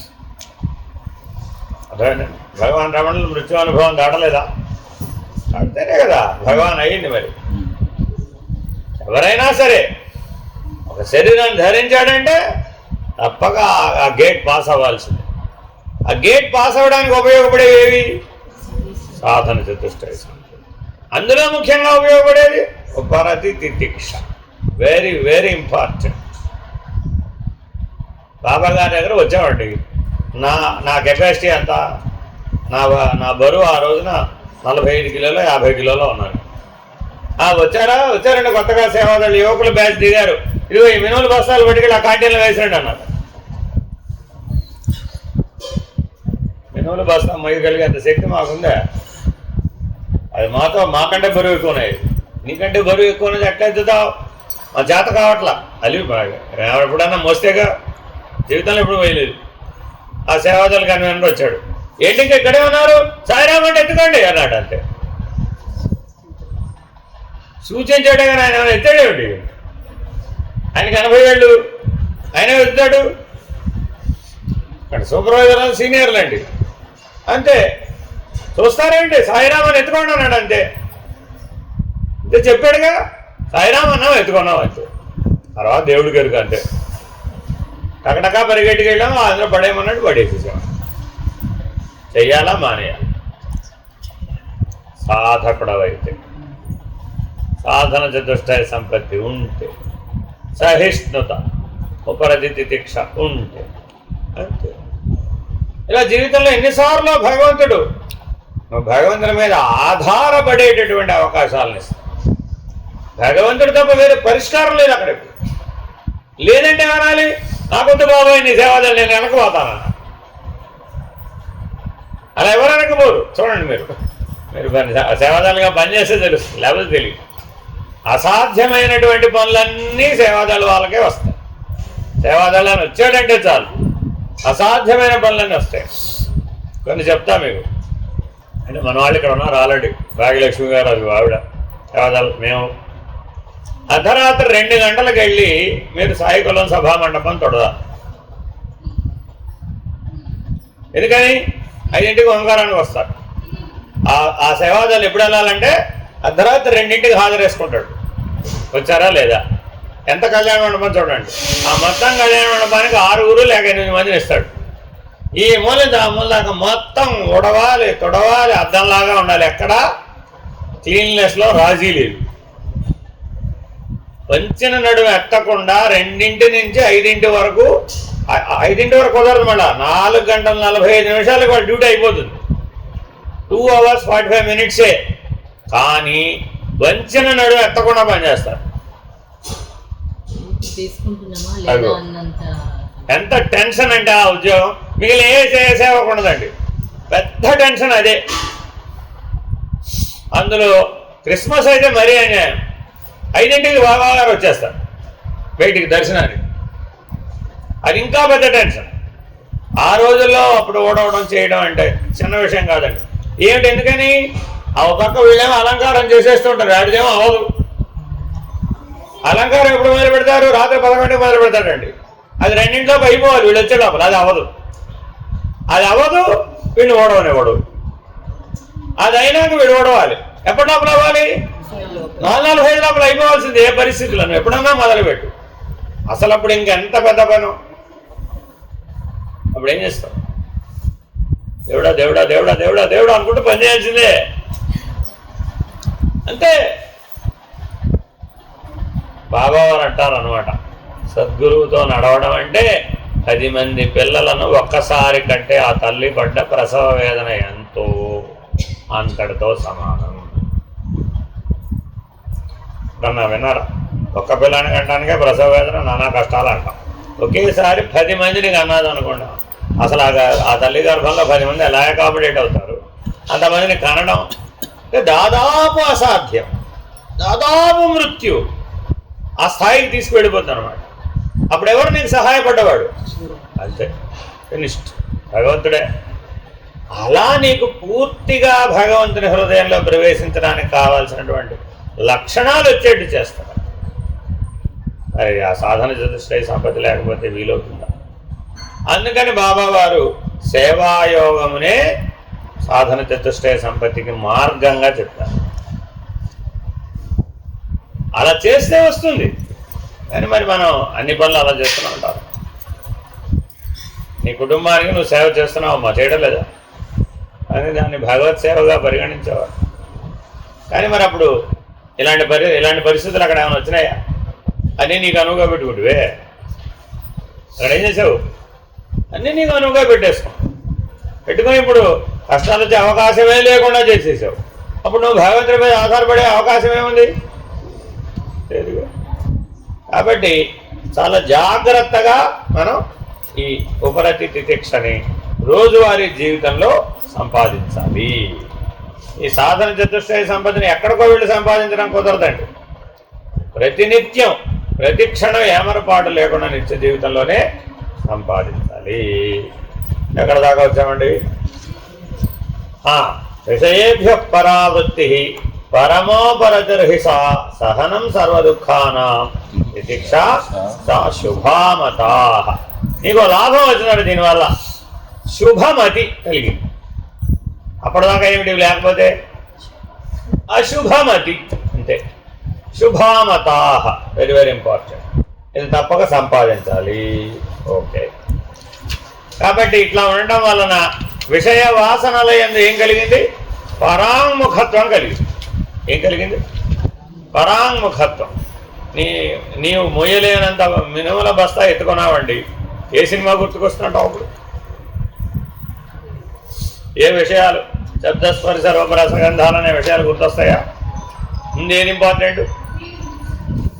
ఆ బరువు తెంపడమే ఇంపార్టెంట్. అంతే. ఏం ఇంపార్టెంట్ అప్పుడు? ఆ బరువు తెంపడం ఇంపార్టెంట్. కాబట్టి సంసారం అనేటటువంటి బరువును మన మీదకి ఎత్తినవాడు ఎవడు? అంత న్యాయమండి. అంత బరువు నా మీద ఎత్తవచ్చు ఆయన? ఎత్తితేనే కదా నువ్వు సర్వస్వ శరణాగతిలో అయ్యేది. మీకు సంసారంలో ఏదైనా బరువు వచ్చిందండి, ఏదైనా కష్టం వచ్చిందండి, ఎందుకు వచ్చింది? 2 లక్షణాలు. ఒకటి విషయ వాసన పరాంగుఖత్వం, శబ్దస్పర్శ రూపరసగంధాలనే విషయ వాంఛలలో నుంచి నిన్ను బయటపడేయడానికి. రెండోది ఏమిటి? ఓర్పు, సహనం, తితిక్ష, ఆ బలం పెంచడానికి, కష్టాన్ని తట్టుకునేటువంటి బలాన్ని పెంచడానికి వచ్చింది. కాబట్టి జీవితంలో ఏ కష్టం ఎదురైనా ఏం చేయాలి? accept it. Go through it. Go through it కానీ no, don't say big no. నా చేత కాదు, నేను మొయ్యలేను, నేను చేయలేను. ఏం చేసాం అప్పుడు? చూసేసాం. అప్పుడు ఏం రాలేదు, ఈ 2 లక్షణాలు రాలేదు. ఏమిటవి? విషయ వాసన పరాంగుఖత్వం రాలేదు, కష్టాన్ని సహించేటటువంటి సహనం రాలేదు. అలాగే తితిక్ష అంటే దుఃఖాన్ని బాధను సహించే శక్తి, బలహీనుని సహనం తితిక్ష అనిపించుకోదు. బలవంతునికి వచ్చే అపకారాలు అవమానం సహించే శక్తే తితిక్ష. అంటే అర్థమే, నాకు వేరే మార్గం లేక అనుభవించాను. మళ్ళీ ఒకటి ఉంటాడండి, మీ బాస్ మీకేదో పని చెప్పాడండి, తప్పించుకోలేరు, మీరు చేయాల్సిందేనా కదా, గత్యంతరం లేక చేశానన్నట్ట బలహీనుడు. బలహీనుడు ఏం చెప్పాడు, వేరే మార్గం లేదండి, తప్పించుకునే మార్గం లేదు, మరి ఏం చేయమంటావు, ఎంత కష్టమైనా ఓర్పు వహించాల్సి వచ్చింది. కర్ణుడు మోడల్. అందుకని కర్ణుడిని బలహీనుడి కింద లెక్కేశాడు పరశురాముడు. బలహీనుడికి బ్రహ్మాస్త్రం ఎందుకన్నాడు, ఎందుకని వచ్చి పురుగు కుట్టింది, తప్పింది, మార్గాంతరం లేదు, ఎందుకని ఆయన నిద్రపోతున్నాడు, ఎలాగైనా నిద్రాభంగం తప్పదు. అటువంటి నేను కదిలి నిద్రాభంగం అవడం ఎందుకు, ఆయన కోపానికి కారణం అవడం ఎందుకు అనుకున్నాడే కానీ ఈ పురుగు గుడ్డేస్తూ ఉంటే సహించడానికి ప్రాధాన్యత ఇచ్చాడు. కానీ అక్కడ ఉపరజిత్ దీక్ష ఉన్నాయా లేవా, ఇప్పుడు ఆ ఘట్టంలో కర్ణుడికి ఉన్నట్టే కనపడింది, కానీ అది బలహీనుడి మోడల్. ఎందుకని మార్గాంతరం లేదు కాబట్టి భరించాడు, గత్యంతరం లేదు కాబట్టి భరించాడు. అదే పరిస్థితుల్లో బలవంతుడు ఉంటే అది నాకు సాధన, నా బలాన్ని పెంచుకోవడానికి వచ్చింది ఇప్పుడు అని రాబోయే కష్టాలకు దీన్ని పరిష్కారంగా వాడుకున్నాడు. ఇప్పుడు పాశుపతాస్త్రం సంపాదించడానికి అర్జునుడు వెళ్ళాడండి, ఏం కష్టాలు పడలేదా, సాక్షాత్తు శివుడితో యుద్ధం చేయాల్సి వచ్చింది. ఈ ప్రపంచంలో ఎవడైనా శివుడితో యుద్ధం పెట్టుకుంటాడు, ఎవరినైతే ఆరాధన చేసి పాశుపతం పొందాలని వెళ్ళాడో ఆయనతోనే యుద్ధకారణ పెట్టుకుంటాడా, అది తెలిసే పెట్టుకున్నాడు కదా, ఎవరు చెప్పారు, తెలిసినా నువ్వు అప్పుడు పోరాడవలసిందే. అక్కడ క్షత్రియ లక్షణం పోరాడటం, అంతే, నువ్వు పోరాడతావా లేదా అన్న లక్షణాన్ని పరీక్షించాడు, ఎవరితో అన్నది ప్రశ్న కాదు. అర్థమైందండి, ఈశ్వరుడు ఎందుకు పరీక్షించాడు, పాశుపతం ఇచ్చే ముందు పోరాట లక్షణం లేదు, ధర్మం లేదు నీకు, అప్పుడు ఆ అస్త్రానికి నువ్వు అర్హత లేదు, అది ఉందో లేదో చూడాలి. అర్థమైందండి, బలహీనుడికి బ్రహ్మాస్త్రం ఇవ్వకూడదు, పరశురాముడికి అది తెలుసు ఆ విషయం. మరి అప్పటి వరకు చేసిన ఉపదేశం మరి ఏమైనా వెనక్కి తీసుకోవడం వీలవుతుందా, ఏం చేశాడు, ప్రతిశాపం ఇచ్చేసాడు. అంటే ఈ నేర్చుకున్న అయితే నీకు అవసరమైన పని కాదు బాగున్నాడు. మరి ఇప్పుడు బలహీనుడి ఓర్పు తితిక్ష ఏమైపోయింది, శాపంగా పరిణమించింది. అదే బలవంతుడి ఓర్పు తితిక్ష ఎలా పనిచేసింది, యుద్ధం గెలిచేటట్టు చేసింది. బలంగా మారింది అది, ఇదేమో బలహీనతగా మారింది. కాబట్టి నువ్వు ఇద్దరిలోనూ లక్షణం ఓర్పు తితిక్షగానే కనబడవచ్చు, కానీ అది నీ బలంలో భాగం అవ్వాలే కానీ బలహీనతలో భాగం కాకూడదు. అందుకని నీ బలాన్ని పెంచడానికి ఉపయోగపడేట్టుగా వైద్యం చేస్తాం. వైద్యం రెండు భాగాలు, ఒకటేమిటి, దీనివల్ల అయితే బలహీనత వచ్చిందో ఆ బలహీనతను ఎదిరించడానికి పోరాడడానికి ఒక విధానాన్ని అనుసరిస్తూనే సెకండ్ పార్ట్లో ఏం చేస్తాం, నీ బలాన్ని పెంచేటటువంటి ప్రయత్నం కూడా చేస్తాం. ఇందులో నీకు ఉపయోగపడేది నీ బలం పెరిగిపోతుంది. అదేనండి, నాకేదో కాళ్ళ నొప్పులు వేడి నొప్పులు వచ్చినాయండి, 4 ఇంజక్షన్లు చేయించుకోవా, అదే బాధ అన్నాడు. 4 B12 ఇంజక్షన్లు చేయించుకోమన్నాడు, చేయించుకున్నాను. ఎంత వచ్చింది తెలుసా B12, కావాల్సిన దానికంటే 10 రెట్లు వచ్చింది. ముందే బ్లడ్ టెస్ట్ చేస్తే అందులో వాడిచ్చిన లిమిట్స్కి 10 రెట్లు ఉంది B12. ఇప్పుడు ఈ 10 రెట్లు B12 ఉపయోగపడదా అంటే కాలాంతరంలో తగ్గిపోతుంది. అది 3 నెలలు 6 నెలల సంవత్సరం లోపల నార్మల్ అయిపోతుంది మళ్ళీ అది. మరి అప్పుడు అదంతా ఎందులోకి ఎబ్జార్బ్ మనలోకేగా. అప్పుడు మరి ఇది బలంగా మారిపోలే, ఎందుకంటే ఒట్టి బెంకలు వేస్తే సరిపోయేదిగా. మరి అది తత్కాలం. మరి ఇప్పుడు 2 పనులు చేయాలా వద్దా?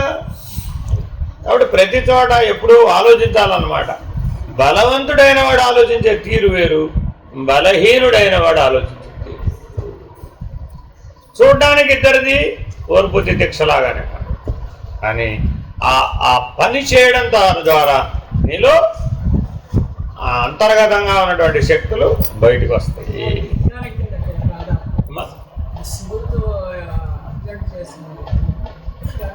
ఎలా వస్తుంది? ధర్మానికి నిలబడ్డాడు, రక్షించాలి. ధర్మానికి నిలబడ్డాడు అంతే. అతను ఎదురువాడు ఎవరనేది అతనికి అనవసరం అంతే.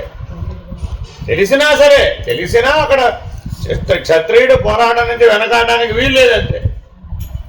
నేను సరెండర్ అయిపోతానండి అన్నాడు అనుకోండి, వాడికి బాధ్యత ఇవ్వడం మొదలు. అదేంటండి, ఇలా చాలా జాగ్రత్తగా ధర్మాధర్మ విచక్షణ చేసేటప్పుడు చాలా జాగ్రత్తగా. అందుకే ఆ మాట రాశాడు. ప్రపంచంలో కష్టాలు నష్టాలు బలవంతులకి వస్తాయి, బలహీనులకి వస్తాయి. బలహీనుడు మరింత బలహీనుడైపోతాడు. ఆ కష్టం గట్టెక్కేటప్పటికి వీడేమైపోయాడు, మరింత బలహీనుడైపోతాడు. అదే కష్టం బలవంతుడికి వచ్చింది, వాడు మరింత బలవంతుడు అవుతాడు. తన బలాన్ని, అంతర్గత శక్తుల్ని పెంచుకునే ప్రయత్నం చేశాడు. అప్పుడేమైంది, పెరిగిందిగా మరి. అప్పుడు మరి వాడి జీవితంలో అప్పుడు అది ఉపయోగపడలేదా? సేవాదాలుగా చాలా కష్టపడతామండి. ఉండేది ఇక్కడ 4 రోజులే కావచ్చు. ఆ 4 రోజుల్లో చాలా కష్టాలు పెడతారు. మరి పగలు రాత్రి తేడా లేకుండా సేవలు అప్పచెప్తారు. నువ్వేమి ఎక్స్పెక్ట్, థ్యాంక్స్ కూడా ఎవరు చెప్పరు. నువ్వు థ్యాంక్స్ ఫర్ సేవాదాడు అర్థమైందండి. కానీ సేవాదాలు వెళ్ళిపోయేటప్పుడు బాబా వారు పాద నమస్కారం ఇస్తారు అని ఒక నానుడి, ఒక ఆనవాయితీ, ఒక అనుచానం. అర్థమైందండి. ఇవ్వాలని గ్యారంటీ లేదు. కానీ అందరూ వెళ్ళిపోయేటప్పుడు మాత్రం వచ్చి సిద్ధంగా కూర్చుంటారు అక్కడ. కొంతమంది అయితే ఆ పాద నమస్కారం ఇచ్చేటప్పుడే చరణ పాదుకలు తీసుకురావడము, అట్లా ఏవో ఎవరు కూడా వారిది. లెటర్లు ఇచ్చేవాళ్ళు లెటర్లు ఇస్తారు, ఏదో అలా ఏదో బాబా గారికి దగ్గరగా మనం వెళ్ళే అవకాశం వస్తుందని దృష్టితో సేవాదాలుగా వస్తుంది. ఇప్పుడు ఆయన సేవాదాలకి పాద నమస్కారం ఇవ్వమని ఎవరు చెప్పాలి? ఎవరికైనా అడుగుతుంటారు ధైర్యం? మామూలుగా దర్శనం ఇస్తుంటారండి. ఏమంటే ఇవాళ పలానా రాష్ట్రం వాళ్ళ సేవ అయిపోయి వెళ్ళిపోతున్నారు, మీరు కాస్త వెళ్ళి వాళ్ళకి పాద నమస్కారం ఇవ్వండి అని ఆయనకి సలహా ఇవ్వగలుగుతారు. ఇప్పుడు భగవంతుడి దగ్గరికి వెళ్ళి ఎలా చెప్పాలి మరి? అదిగో అవసరం లేదు కదా అని మిన్నకుంటారనమాట. ఎంతటి వాళ్ళైనా అక్కడ మిన్నకుంటాం, అక్కడికి వెళ్ళి చెప్పేది ఏం లేదు. కానీ మరి స్టేట్ సేవాదాలు కన్వీనర్ వాళ్ళందరినీ వేసుకొచ్చాడు కదా, వాడి కుర్చీ వాడిని భయపెడుతుంటుందా లేదా? ఎందుకని వెళ్ళిన తర్వాత వీళ్ళు మళ్ళీ ఈ టర్న్ ఎప్పటికి వస్తుందో, వచ్చే సంవత్సరం వస్తుంది, మళ్ళీ వచ్చే సంవత్సరం రమ్మంటే ఎవరు వస్తారంటావా? ఏమని చెప్పి తీసుకొస్తాడు? బాబా గారి పాద నమస్కారం ఇస్తారు మీకు వచ్చేసే రోజున. జీవితంలో చాలా కష్టం, అసాధ్యం. భక్తులుగా కూర్చుంటే ఎక్కడో చివరి లైన్లో కూర్చుంటాం. సేవకులు అయితే మన మధ్యలోకి వస్తారు స్వామి, ఇలా ఎన్నో చెప్తారు వాళ్ళకి. అవన్నీ చెప్తేనే వాళ్ళు ఎవరైనా వస్తారు, లేకపోతే ఎందుకు వస్తారు? అలా చెప్తాడండి అక్కడ, అలా చెప్తే బస్సు ఎక్కుతాం ఎక్కవు నువ్వు.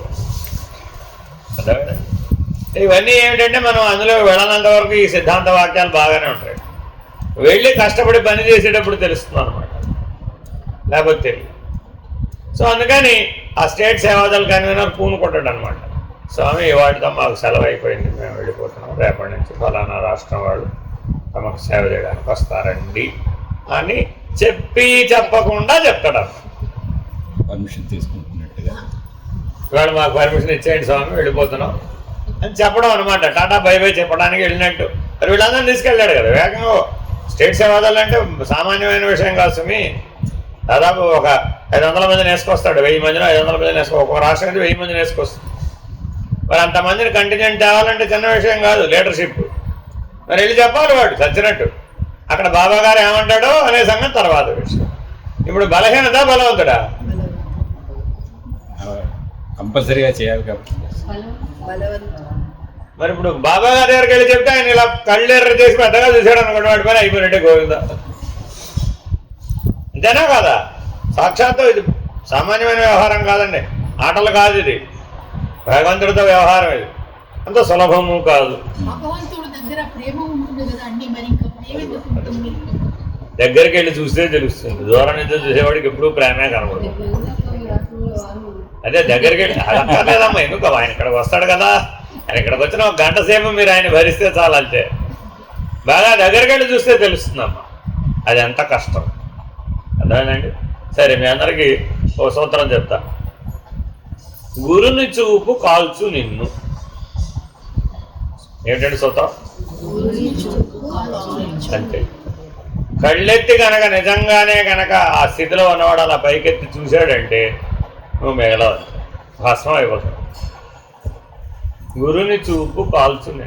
కాబట్టి గురువు ముందుకెళ్ళి నిలబడాలి అంటే భస్మం అయిపోవడానికి సిద్ధపడ్డవాడే ఆ పనికి పోదు. ఏమో అంతఃకరణ పోతుందో నువ్వే పోతావు. ఊరికే కథలండి ఇవన్నీ. అంతా మనం ఎదిరించినప్పుడు ఇలాగే ఉండదు. ఎదిరించిన రోజు వస్తే తెలుస్తుందండి. అదంతా ఈజీ కాదు. అర్థమైందండి. అయితే ఒకటి, భగవంతుడు కరుణరసార్ద్ర హృదయుడు కాబట్టి మీరు చెప్పిన దాన్ని రైట్ పర్వ్యూలోనే, రైట్ పర్సెప్షన్లోనే తీసుకుంటారు. తీసుకోరని కాదు, కానీ అది అసంబద్ధం అవుతుంది. మీరు చనువు తీసుకున్నప్పుడు అది అసంబద్ధం అవుతుంది, అధర్మం అవుతుంది. తత్ఫలితం అనుభవించక తప్ప. మన్మథుడు లోక కళ్యాణం కొరకే బాణ ప్రయోగం చేశాడు. దేవతలందరూ వెళ్ళి శరణ వేడితేనే చేశాడు, ఆయన కోరి చేశాడు ఏమిటి. కానీ మరి ఏమైంది? ఎవడరా వాడని ఒకసారి కళ్ళు చేశాడు అంటే గోవింద పడిపోయి. దేవతల పరిస్థితి అది, మన పరిస్థితి ఏం చెప్పగలుగుతాం? ఏమన్నారో తెలుసా? అందుకే ఈ వాక్యం అందరికీ చెప్తారండి. అన్ని రాష్ట్రాల సేవాదళికి ఈ కథ చెప్తారు. ఓహో, వారు సేవ చేసినందుకు నేను కూలి ఇచ్చుకోవాలా? పాద నమస్కారం కూలి ఇవ్వాలన్నమాట. లేకపోతే వారు సంతృప్తిగా వెళ్ళరన్నమాట. వారు భగవంతుడి సేవ కోసం వచ్చారన్నమాట. వారికి ఇప్పుడు సేవ చేయడానికి నేను వెళ్ళాలన్నమాట. ఏం సమాధానం చెప్తావు ఇక తిరిగి? ఉంటాడు ఈ స్టేట్ సేవాదళికి కన్వీనర్. ఈ రేంజ్లో మాటలు ఎదురొచ్చినాయి అనుకోండి, నిలబడతాడా? ఆ సంవత్సరం లేదు. ఇంకా అప్పటి నుంచి ఒక ఆనవాయితీ పెట్టారండి.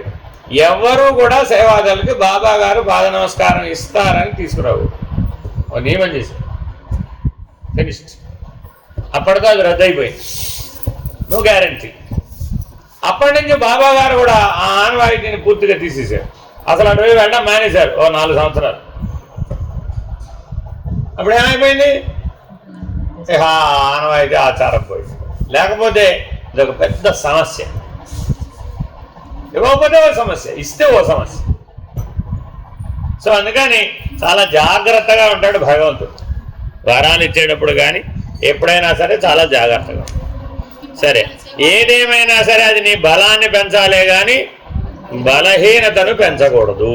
బాగా గుర్తుపెట్టుకోండి. దయా, కరుణ, త్యాగం అనే దైవీ లక్షణాలు బలం. ఆ బలాన్ని పెంచేటట్టుగానే మీతో వ్యవహరిస్తాం, అంతే తప్ప మీలో ఉన్న బలహీనత అయినటువంటి అహం బలపడేటట్టుగా ఆ వాటిని దైవీ లక్షణాలని వాడం. చాలా జాగ్రత్తగా గుర్తుపెట్టుకోండి. ఎంత వేడుకున్నా ఆయనకి దయ రాలేదు. కారణం నువ్వు బలహీనుడిగా వేడుకున్నావు. నిగమాచార్య వాక్యేషు భక్తి శ్రద్ధేతి విశ్రుత చిత్తైకాగ్ర్యంతు సల్లక్ష్యే సమాధానమితి స్మృతం. Very very important. 4 అయిపోయినాయండి. ఇక 2 ఏమిటవి? శ్రద్ధ, సమాధానం. ఏమిటి శ్రద్ధ అంటే? నిగమాచార్య వాక్యేషు భక్తి శ్రద్ధేతి విశ్రుత. ఆగమములు, నిగమములు అని శాస్త్రములు 2 రకాలు. ఆగమములు సృష్టి వ్యవహారాన్ని, వ్యష్టి వ్యవహారాన్ని నడిపిస్తాయి. ఆగమములు ఏం నడిపిస్తాయి? సృష్టి వ్యవహారాన్ని, వ్యష్టి వ్యవహారాన్ని బోధిస్తాయి. ఒక మనిషి ఎలా ఉండాలి, సృష్టి ఎలా వ్యవహరిస్తోంది అనేది చెప్తాయి. నిగమములు నివృత్తి మార్గమునకు సంబంధించినవి. నీవు నిగమాచార్యుడు. ఉపనిషత్తులు బోధించినటువంటి పరమాత్మ యొక్క వాక్కులు, ఆ పరబ్రహ్మము యొక్క వాక్కు యందు భక్తి శ్రద్ధ కలిగి ఉండడమే శ్రద్ధ. ఇది విశ్రుతా. విశ్రుతా అంటే శృతి, విశేషంగా చెప్పినాయి శృతులు. ఉపనిషత్తులు ఈ పరబ్రహ్మం అనే నిర్ణయం గురించి విశేషంగా బోధించినాయి. ఆ పరబ్రహ్మమును సూచించే వాక్యముల యందు మాత్రమే భక్తి శ్రద్ధ కలిగి ఉండాలి. అంటే మిగిలిన అన్యమునందు నీకు పని లేదు. ఆగమములు ఎన్నైనా చెప్పవచ్చు కాక, కానీ ఉపనిషత్తులు సూచించినటువంటి పరబ్రహ్మమునందు మాత్రమే నీకు భక్తి శ్రద్ధ నిష్ఠ కలిగి ఉండాలి. సరే, అది శ్రద్ధ. చిత్తైకాగ్ర్యంతు సల్లక్ష్యే సమాధానమితి స్మృతం.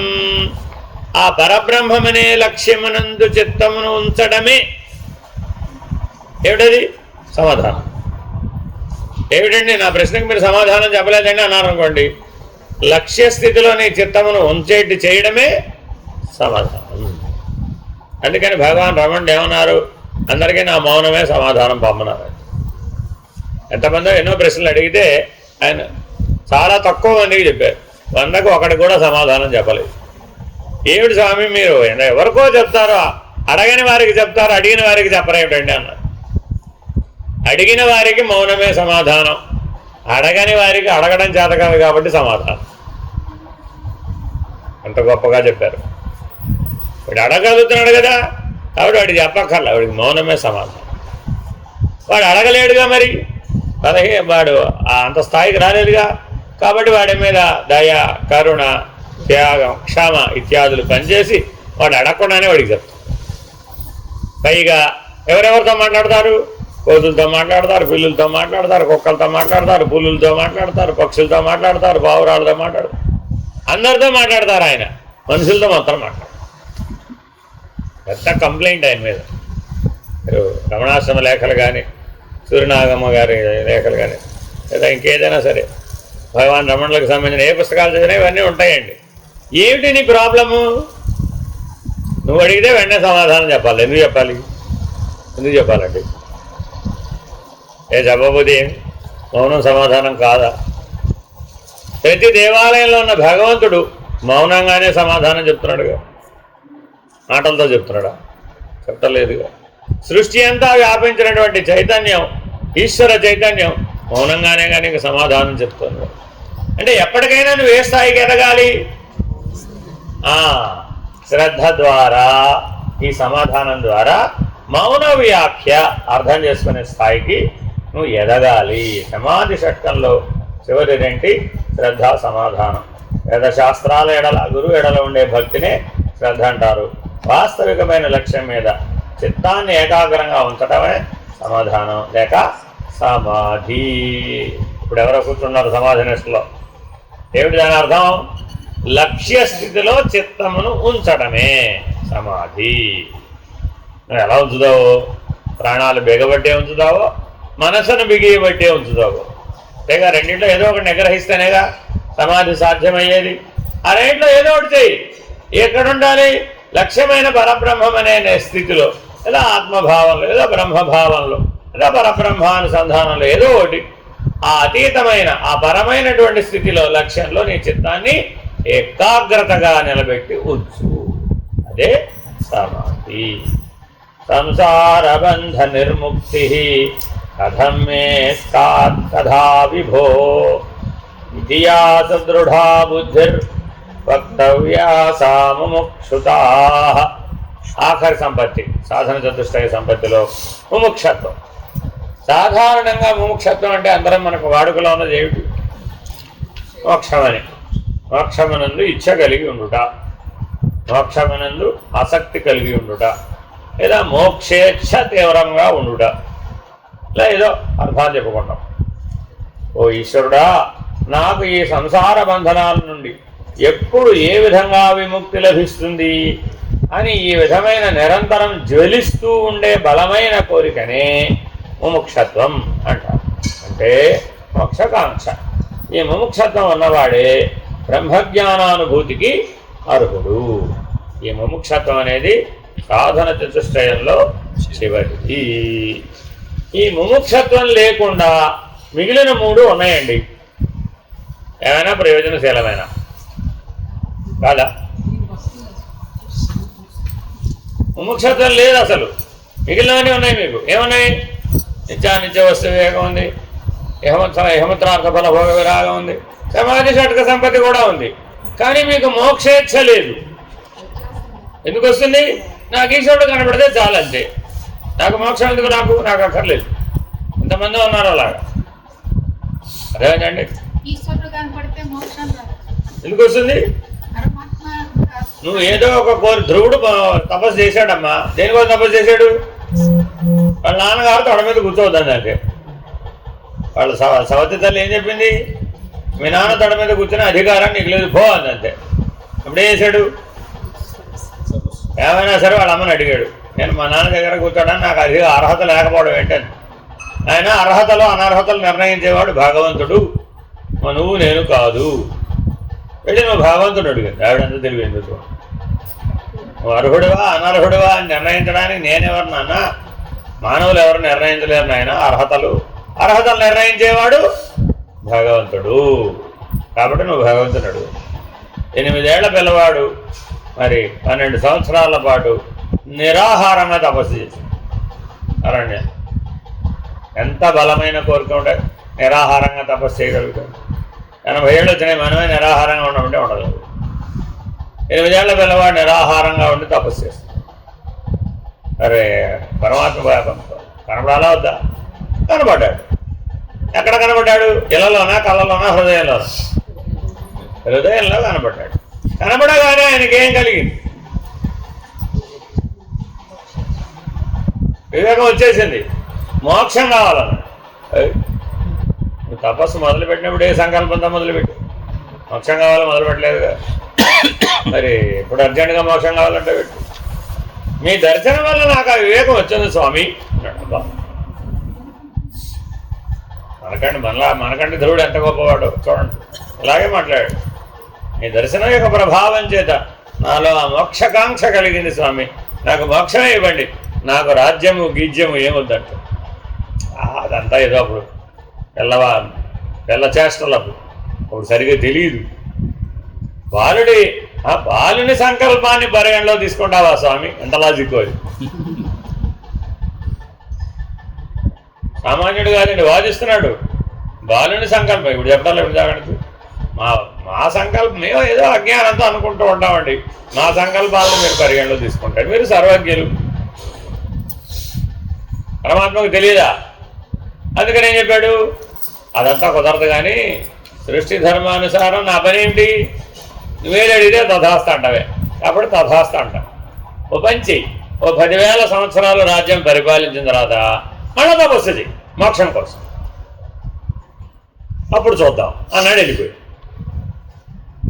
ఇప్పుడు బలాన్ని పెంచినట్ట తగ్గింది. ఇప్పుడు మరి ఆ 12 సంవత్సరాల తపస్సు కఠినమైన కష్టాలు ఓర్చుకున్నప్పుడు మరి బలహీనుడా బలవంతుడా? ఇప్పుడు అందువలన అలా ఆలోచించాలే కానీ నాకు భగవంతుడు కనపడ్డాడు కదా అర్జెంటుగా మోక్షం ఇచ్చేస్తాడు అనుకుంటే పొరపాటు. అలా ఉండదు. ఏ నిమిత్తం నువ్వు పెట్టుకుని నువ్వు సాధన చేసావో, ఏ నిమిత్తం పెట్టుకుని నువ్వు ఆ సిద్ధిని పొందేవో, ముందు ఆ నిమిత్తమే నెరవేరుతుంది. అంతే తప్ప సరాసరి మోక్షం వచ్చేదు అని క్లియర్ కట్గా చెప్తున్నాడు.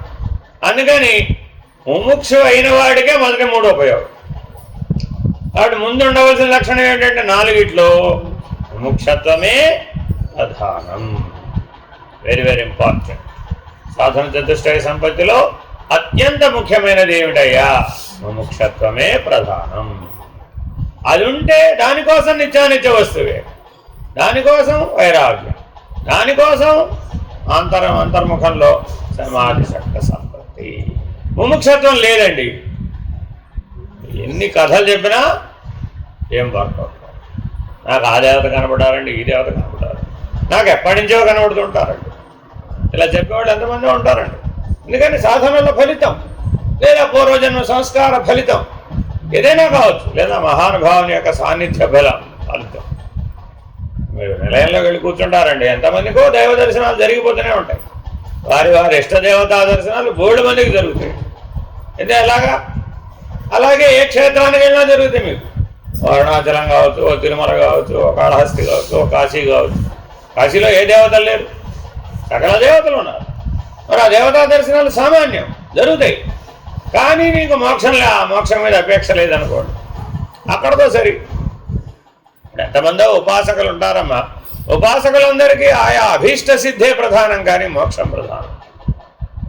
భైరవ ఉపాసకులు ఉంటారమ్మా, ఎన్నో అభీష్టాలు ఉంటాయి వాడికి. ఆ అభీష్ట సిద్ధి కోసం తపస్సు చేస్తాం, అష్టసిద్ధుల కోసం తపస్సు చేస్తాం, యోగ సిద్ధుల కోసం తపస్సు చేస్తాం, ప్రకృతిని స్వాధీనం చేసుకోవడం కోసం తపస్సు చేస్తాం, నవగ్రహాలను స్వాధీనం చేసుకోవడం కోసం తపస్సు చేస్తాం. ఎన్నో ఉన్నాయి ఇట్లా మానవుడికి అభీప్సితాలు అంటారు, ఆకాంక్షలు. అలా రాక్షసులు చేయలేదా? మరి చేశారుగా, ముల్లోకాలని వశపరుచుకున్నారుగా. కళ్ళెదురకుండానే ఉన్న నారాయణ కనపడలేదుగా హిరణ్యకశిపుడికి. వైకుంఠం వెళ్ళాడు ఏకంగా. ఎవరో చెప్పారు, నారద మహర్షిని అడిగాడు, నారాయణ ఎక్కడ ఉంటాడు? ఇక్కడ ఎందుకుంటాడు? వైకుంఠంలో ఉంటాడు అన్నాడు. సరే పద నేను వెళ్తున్నాను, విమానం వేసుకుని వైకుంఠానికి వెళ్ళాడు. ఎంత బలవంతుడు. వెళితే కళ్ళెదురకుండానే ఉన్నాడు ఆయన, ఈయనకు మాత్రం కనపడు. ఎక్కడ హరి అని అడిగాడు. ఎక్కడ హరి అంటే ఆయన మాట్లాడతారా పెడతారా? చిద్విలాసంగా చూస్తూ నవ్వుతూ ఉన్నాడు. ఆయన అశరీరి కదా, మరి ఈయనేమనుకున్నాడు? ఆయనలాగా సశరీరి అనుకున్నాడు. చూడండి ఎంత అజ్ఞానమో. వైకుంఠానికి వెళ్ళి విష్ణువుతోనే యుద్ధానికి తలపడదామని వెళ్ళి ఎదురుకుండా సశరీరిగా విష్ణువు కనపడలేదే వచ్చేసాడు ఆయనకి. ఎక్కడో నువ్వెక్కడ వెతికి పట్టుకున్నా నిన్ను నువ్వు ఎక్కడ దాక్కున్నా నిన్ను నేను వెతికి పట్టుకుంటాను సశరీరిగా. అదే ఆయన పంతం. మరి ఇప్పుడు ఆయన పంతం నెరవేర్చాలా వద్దా? నెరవేర్చాలా వద్దా? సశరీరిగానే వచ్చాడు నారసింహమై. ఎన్ని లక్షణాలు సరిపోతే నీకు సరిపోతుందో అన్ని లక్షణాలు సరిపడేట్టుగా వచ్చాడు. ఇప్పుడు ఎవరు తెలివైన వాడంటావు? కాబట్టి ముముక్షత్వం లేకపోతే స్వధర్మాచరణాశ్రయమైన తపస్సైనా సాధన చతుష్టయ సంపత్తి అయినా ఏదైనా చెప్పుకోండి మీరు, ఆఖరికి బ్రహ్మలోక ప్రాప్తి అయినా సరే ముముక్షత్వం కనుక లేకపోతే పునరావృత్తినో అర్జున, ఆ బ్రహ్మ భవనాల్లోకే పునరావృత్తినో అర్జున. భగవద్గీత వాక్యం. ఆయన నీకు మోక్షం కనుక అవసరం లేకపోతే ఇక్కడి నుంచి అక్కడ దాకా నువ్వు ఎక్కడికి పోయినా మళ్ళా పునరావృత్తి తప్పదు, పునర్జన్మ తప్పదు. కాబట్టి ఎప్పటికైనా నువ్వు జనన మరణ సంసార రూప ప్రవాహంలో నుంచి బయటపడాలి శాశ్వతంగా అనేటటువంటి మోక్ష లక్షణాన్ని ఆశ్రయిస్తేనే ఏ మహానుభావుడు ఆశీర్వచనైనా నీకు ఫలించింది. లేకపోతే ఫలిస్తుంది కానీ తత్కాలవత్, ఐహికమైనటువంటి అభీష్టాల మేరకు మాత్రం. అందుకే పూర్వం ఆశీర్వచన అభీష్ట సిద్ధిరస్తు అని ఆశీర్వదించేవాడు. అంతేగాని మోక్షప్రాప్తిరస్తు అన్న జీవనం ఉందంటారు అక్కడ? లేదు, అక్కడ అలా దీవించరు ఎవరు. అభీష్ట సిద్ధిరస్తు అదేనండి. కాబట్టి మోక్షం అనేది ఎట్లా వస్తుంది? సాయుధ్య పద్ధతిగా వస్తుంది, జీవన్ముక్తి పద్ధతిగా వస్తుంది. ఆ రెండింటికి మోక్షం అని పేరు. ఆ సాయుధ్యం లభించినా లేదా జీవన్ముక్తి లభించినా మోక్షానికి అర్హత వస్తుంది. ఆ రెండు లభించకపోతే మోక్షానికి అర్హత. కాబట్టి చాలా జాగ్రత్తగా ఉండాలట ఈ సాధన చతుష్టయ సంపత్తిలో. ఎక్కడికక్కడ ఒక చిన్న పోగు పక్కకు పోతుంది. అలా ఏం జరుగుతుంది? సాయుధ్యం క్రమముక్తి అంటే మరణానంతర ముక్తి సాయుధ్యం, జీవించి ఉండగా ముక్తి జీవన్ముక్తి. క్రమముక్తి మరణానంతరమే సాధ్యం. సామీప్య, సాలోక్య, సారూప్య, సాయుధ్యం ఇవి మరణానంతర ముక్తులు అన్నమాట.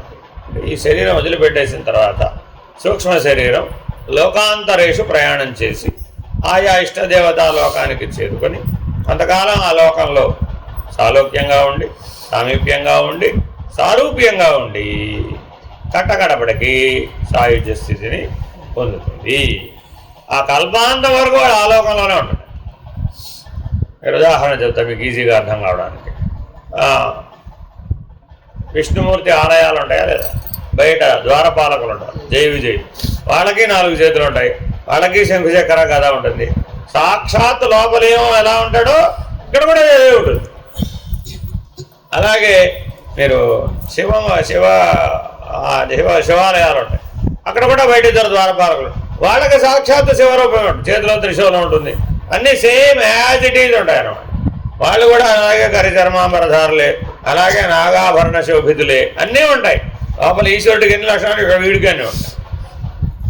అన్నీ ఇలాగ సాలోక్యం, సామీప్యం, సారూప్యం, నెక్స్ట్ సాయుధ్యం, ఫినిష్డ్. దాంతో అది క్రమముక్తి. కానీ చాలా టైం తీసుకుంటుంది. ఆ సూక్ష్మ శరీరాన్ని ఎప్పటివరకు నిలబెట్టుకోవాలి? ఇప్పుడు కల్పాంతం వరకు నిలబెట్టుకోవాలి, అప్పుడు కానీ అది వీలు. ఆ కల్పాంతంలోపు ఆ లోపల ఉన్న మహానుభావుడికి ఎప్పుడు నీ మీద అనుగ్రహం కలిగితే అప్పుడు సాయుధ్యం. ఇప్పుడు నందీశ్వరుడు ఎప్పటి నుంచి వెయిట్ చేస్తున్నాడంటావు? So much time. అవన్నీ మన పదవులే, మనం వెళ్ళే పదవులే అవన్నీ. చండీశ్వర నంది శివగణాలు ఉన్నాయా లేదా? ఆ శివగణాలంతా ఎవరు? జీవులే, వేరే ఎవరో కాదండి. ఇలా వెళ్ళిన వాళ్ళే. దే ఆర్ వెయిటింగ్, ఎప్పుడు శివుడు అనుగ్రహిస్తాడా సాయుధ్యాన్ని. ఈ లోపల క్షీణే పుణ్యే సత్యలోకే విశంతి. ఆ పోస్ట్ ఖాళీ. నెక్స్ట్ క్యూలో మీరు ఉన్నారనుకోండి, మీరు ఎక్కేయడమే నందీశ్వరుడు పోస్ట్. అయిపోతే రాడిగా. అప్పుడు సాయుధ్యం పొందాడు అనుకోండి, రాడిగా. ఆ సాయుధ్యం పొందలేదండి, సాలోక్య సామీప్య సారూప్యాలు లేకనే వాడి పుణ్యం ఖర్చు అయిపోయింది. అప్పుడేం చేయాలి మరి? మళ్ళీసారి రావాలి కిందకి వచ్చి మళ్ళీ ఏ మానవుడుగానో పుట్టి మళ్ళా ఆ సాయుధ్యాన్ని సాధించాలి. అందుకని అదేమో క్రమముక్తి, ఇదేమో జీవన్ముక్తి. అద్వైతం ప్రతిపాదించేది జీవన్ముక్తి, మిగిలిన సిద్ధాంతాలు ప్రతిపాదించేది క్రమముక్తి. అయితే అక్కడ సాధన చతుష్టయ సంపత్తి, ఇక్కడ సాధన, దేనికైనా సాధన చతుష్టయ సంపత్తి. కానీ ఇక్కడ అద్వైత లక్ష్యంతో చెప్తాం.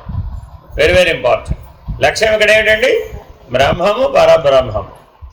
మిగిలిన లక్ష్యాలు ఇక్కడ లేవు. మిగిలిన వాటిలో చాలా చాలా లక్ష్యాలు. ఏదోలేండి, ఎక్కడో ఒకట లోకల్లో ఎక్కడో ఒకట స్థానం వస్తే ముందు అసలు తర్వాత సంగతి చూసుకుందాం. అసలు ఆయన అనుమతి ఇవ్వాలి కదా ఆ లోకంలోకి వెళ్ళడానికి. ఎంత కష్టమో అది. కరెక్టే, తప్పు కాదు అదంతా. కానీ అదే మార్గం? కర్మ మార్గం, భక్తి మార్గం, యోగ మార్గం. అవన్నీ ద్వైతాలు, రెండు ఉండాలి అక్కడ. అద్వైతం కాదు. అద్వైతాలు అన్నీ కలిసిపోతాయి. అందుకని అద్వైత సిద్ధాంతంలో పావలా కర్మ ఉంటుంది, పావలా భక్తి ఉంటుంది, పావలా యోగం ఉంటుంది, పావలా జ్ఞానం ఉంటుంది. అన్నీ జ్ఞానంలో కలిసిపోతాయి. మిగిలిన అన్ని నదులు లాంటివి అనమాట. అవన్నీ జ్ఞానం అనే సముద్రంలో కలిసిపోతాయి. అప్పుడు ఏముంది అంటే మాత్రమే ఉంది. అందుకని జ్ఞానాదేవతు కైవల్యం. తప్పక ఈ సాధన చతుష్టయ సంపత్తి ద్వారా తత్వజ్ఞానాన్ని సముపార్జించి కైవల్య స్థితికి చేరుకోవాలి. హరి ఓం శ్రీ గురుభ్యో నమః. పూర్ణమదః పూర్ణమిదం పూర్ణాత్ పూర్ణముదచ్యతే పూర్ణస్య పూర్ణమాదాయ పూర్ణమేవావశిష్యతే. ఓం తత్సత్. ఓం శాంతి శాంతి శాంతి. హరి ఓం శ్రీ గురుభ్యో నమః. హరి ఓం.